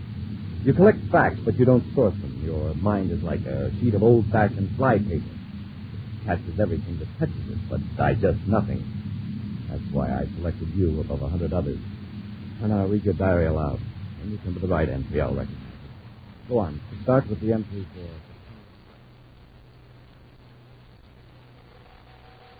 In the spaceport office on Terra, Cadet Happy brings Commander Corey a sheaf of reports he's just received by spaceophone.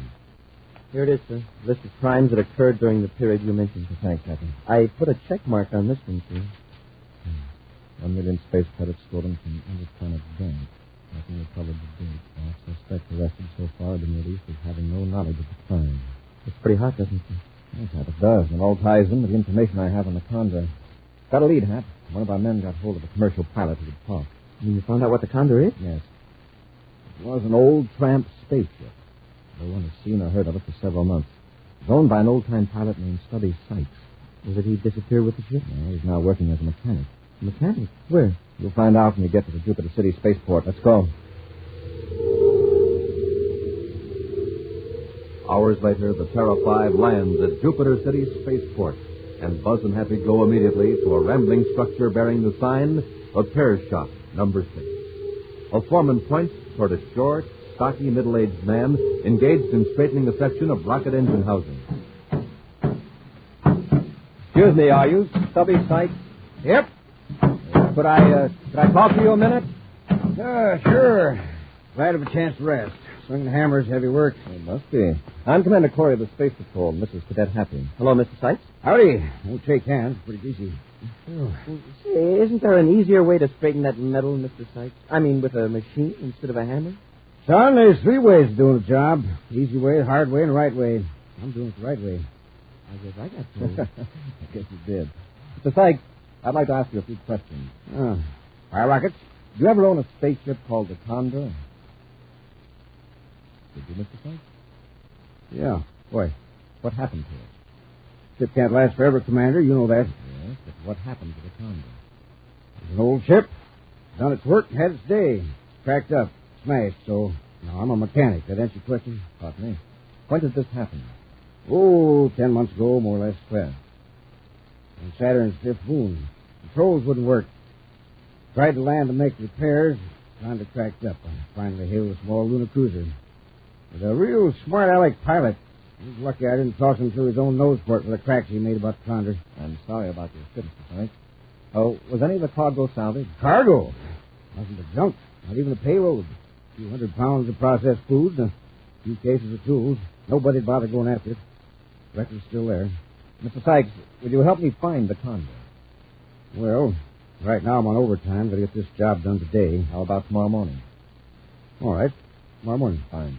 I'll make arrangements with the foreman. However, the next morning, after a visit to the airport, Happy returns with disturbing news. Commander, Mr. Sykes is gone. Are you sure, Hap? I just checked with the foreman. He got aboard a spaceship about an hour ago with another man. Sykes' roommate saw him, and the roommate knows everybody that Sykes knows, and this fellow was a complete stranger. From the description, he sounds like Reese Corbett. We'll find out. Get to the ship, Hap. We're blasting off of Saturn number 5.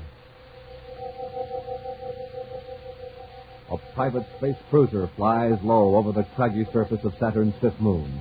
Reese Corbett is at the controls. A stubby Sykes scans the craters and deep ravines. Yeah, ought to be Sack Condor pretty quick now, Mr. Corbett. Fine. Hope I did right in not telling that Corey fellow I was going with you. You'd have been foolish to tell him, Sykes. The new salvage law gives the Space Patrol 100% of the proceeds from the salvage of wrecked spaceships and cargoes. Corey wouldn't have to give you a single credit, even if the Condor is your own ship. No, I didn't know about that law. I haven't been following that end of business lately. Lucky I located you in time, Sykes. Never did know who owned part of that cargo I was hauling. Never thought it was worth going after. I was deceived by a dishonest agent working for me at the time. It's taken me 10 months to find you. There she is. There's the Condor down there in that crater just the way I left her. Get out the spacesuit, Sykes. I'll land the ship close to the wreck so we don't have far to carry the cargo.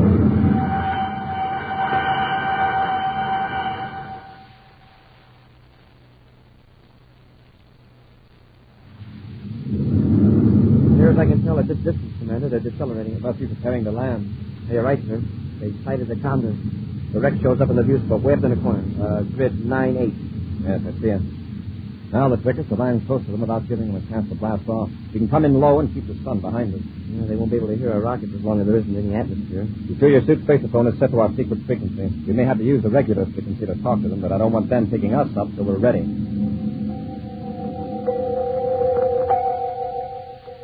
On the surface of Saturn's fifth moon, Sykes and Corbett stand amid the wreckage of the old spaceship. Scattered about are half a dozen large crates, which Corbett examines carefully. Unnoticed by either man is a tiny black dot against the bright disk of the sun, a dot that grows steadily larger. And we won't have to move all of these crates, Sykes. Yes, you know what you're doing, Mr. Corbett, but none of this stuff looks very valuable to me. Oh, don't you worry about that. You'll get the 500 credits, I promise you, the moment we're through loading and back in the ship. That isn't a life for you. Here I am, a mechanic, getting more for lugging a few crates than I got for many an interplanetary trip as captain of the old Condor. I couldn't have found the Condor without you. Besides, I may need your help to destroy the wreckage. Huh? We don't need destroying anymore. 3 space grenades will blast the old hunk to pieces, and the Space Patrol will never find it. That hardly seems necessary, Mr. Corbett. What do you care? Come on, guys. Let's get to work. Help me with this crate. All right. You're the boss. Say, over there. Where'd that other ship come from? Darned if it didn't land without me noticing. It's Corey's ship. Those 2 fellas in spacesuits. Must be Corey and his cadet. Well, we was here first, so I guess... Don't stand there, Jeffrey. Stop. Take one of these space grenades. Say, hold on. What are you going to do? Yes. Corey, you crazy? Smoking rockets, what was that? Space grenade. Wow, if you hadn't pulled me down, we'd have got some of those chunks of rock right through our suits. We can't back out now. Get behind this rock, Happy. It looks like Sykes is on our side. He's pulling Corbett's arm. Corbett's got another grenade. Shall we rush them? Yes, from above. Huh? With low gravity on this moon, we can reach Corbett in 1 leap. Yes, sir, but we'll come down awful slow. We'll use our jetpacks to force us down quickly. All right, Hap, jump. Hey, he missed us again, thanks to Sykes. Use your jetpack, Hap. Hit the ground as soon as you can. Yes, sir. Tell me, where's Blake? He's in the ship, locked up in the compartment. He's all right. Better be. Commander? Yes, Sykes. Tried to stop Corbett from harming you. Don't know what he's up to, honest to know. I believe you. Happy, show Sykes what Corbett came here for. Show him what's in that damaged crate. Oh, yes, sir. Here, Sykes. Take a look at this. Space credits? Bales of it. $1 million of them, Sykes. You and Blake can split the reward. Reward? I get a reward? Certainly. Blake led us to you, and you led us to the money. Oh, Condor. Seems like she's worth more busted up on the ground than she is flying. Well, with your share of the reward, you can probably get another ship, Mr. Sykes. Nope. I reckon I'm just like the Condor here. Better off on the ground. It's all the same to you. Buy me a new hammer. A big one.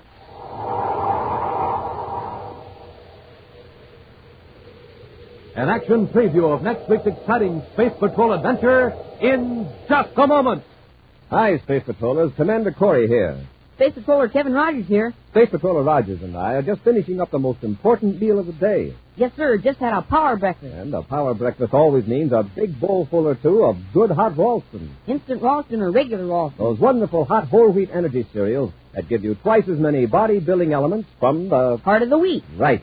Good hot Ralston does give you all the vitamins and minerals that any other cereal provides and twice as much power from the... Heart of the wheat. Right again, Space Patroller Rogers. And it tastes just as good as it is good for you. So take it from me, Space Patrollers, and I've investigated every other cereal in the universe. No other cereal gives you so much power yet tastes so good. That's why it's the official hot cereal of the Space Patrol. So head for your grocers, get a package of good hot Ralston right away. And remember, you get a swell interplanetary space coin inside every package. And now a preview of next week's exciting Space Patrol adventure. Commander Corey and Cadet Happy have entered a warehouse on the planet Venus to rescue an abducted explorer. As they creep up a flight of stairs, two criminals lurk above them behind a huge barrel. Easy now, Happy. They've got Marcus in the place. Commander, the top of the stairs. Get your hands up. We're Space Patrolmen. Come up and get it. Come on, Happy. There's the barrel, Perry. Roll it down on him. Commander, look out!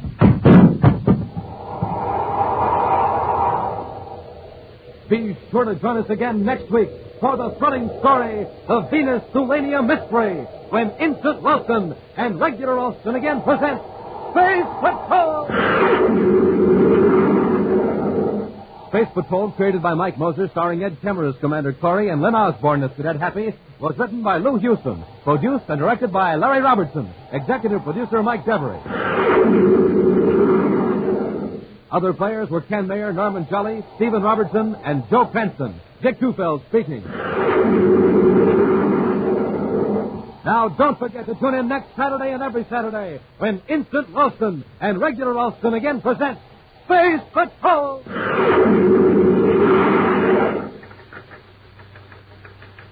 This is Dick Tufeld in Los Angeles reporting on the famous jet plane assigned to the vital Air Force mission of defending America's homeland, Lockheed's F-94C Starfire. In a moment, we'll hear from Tony LaVere, the well-known record-breaking test pilot on the Starfire. Within seconds after warning, this radar-controlled interceptor can be off the ground and streaking to 45,000 feet or higher. Packing 48 rockets, it can fly and fight in sunshine or darkness at speeds of more than 600 miles per hour. Now, Tony LaVere, tape recorded this morning at a California airbase. You know, good health is important to a test pilot, and I have to stay in top condition. I get lots of rest and eat plenty of good food. That's why I like a good cereal for breakfast, like Rice Chex or Wheat Chex. They have real energy and they taste swell. Why don't you try them? No other cereal, puffed or flaked, contains so much nourishment in such concentrated bite-sized form. So take a tip from Tony LaVere, Joe Lynch, and other top test pilots. Make your cereals Rice Chex and Wheat Chex. Be sure to see another exciting Space Patrol story on your local ABC television station. Consult your local paper for time and channel. This program is broadcast for Armed Forces overseas through the worldwide facilities of the Armed Forces Radio Service. Space Patrol came to you transcribed from Hollywood. This is ABC Radio Network.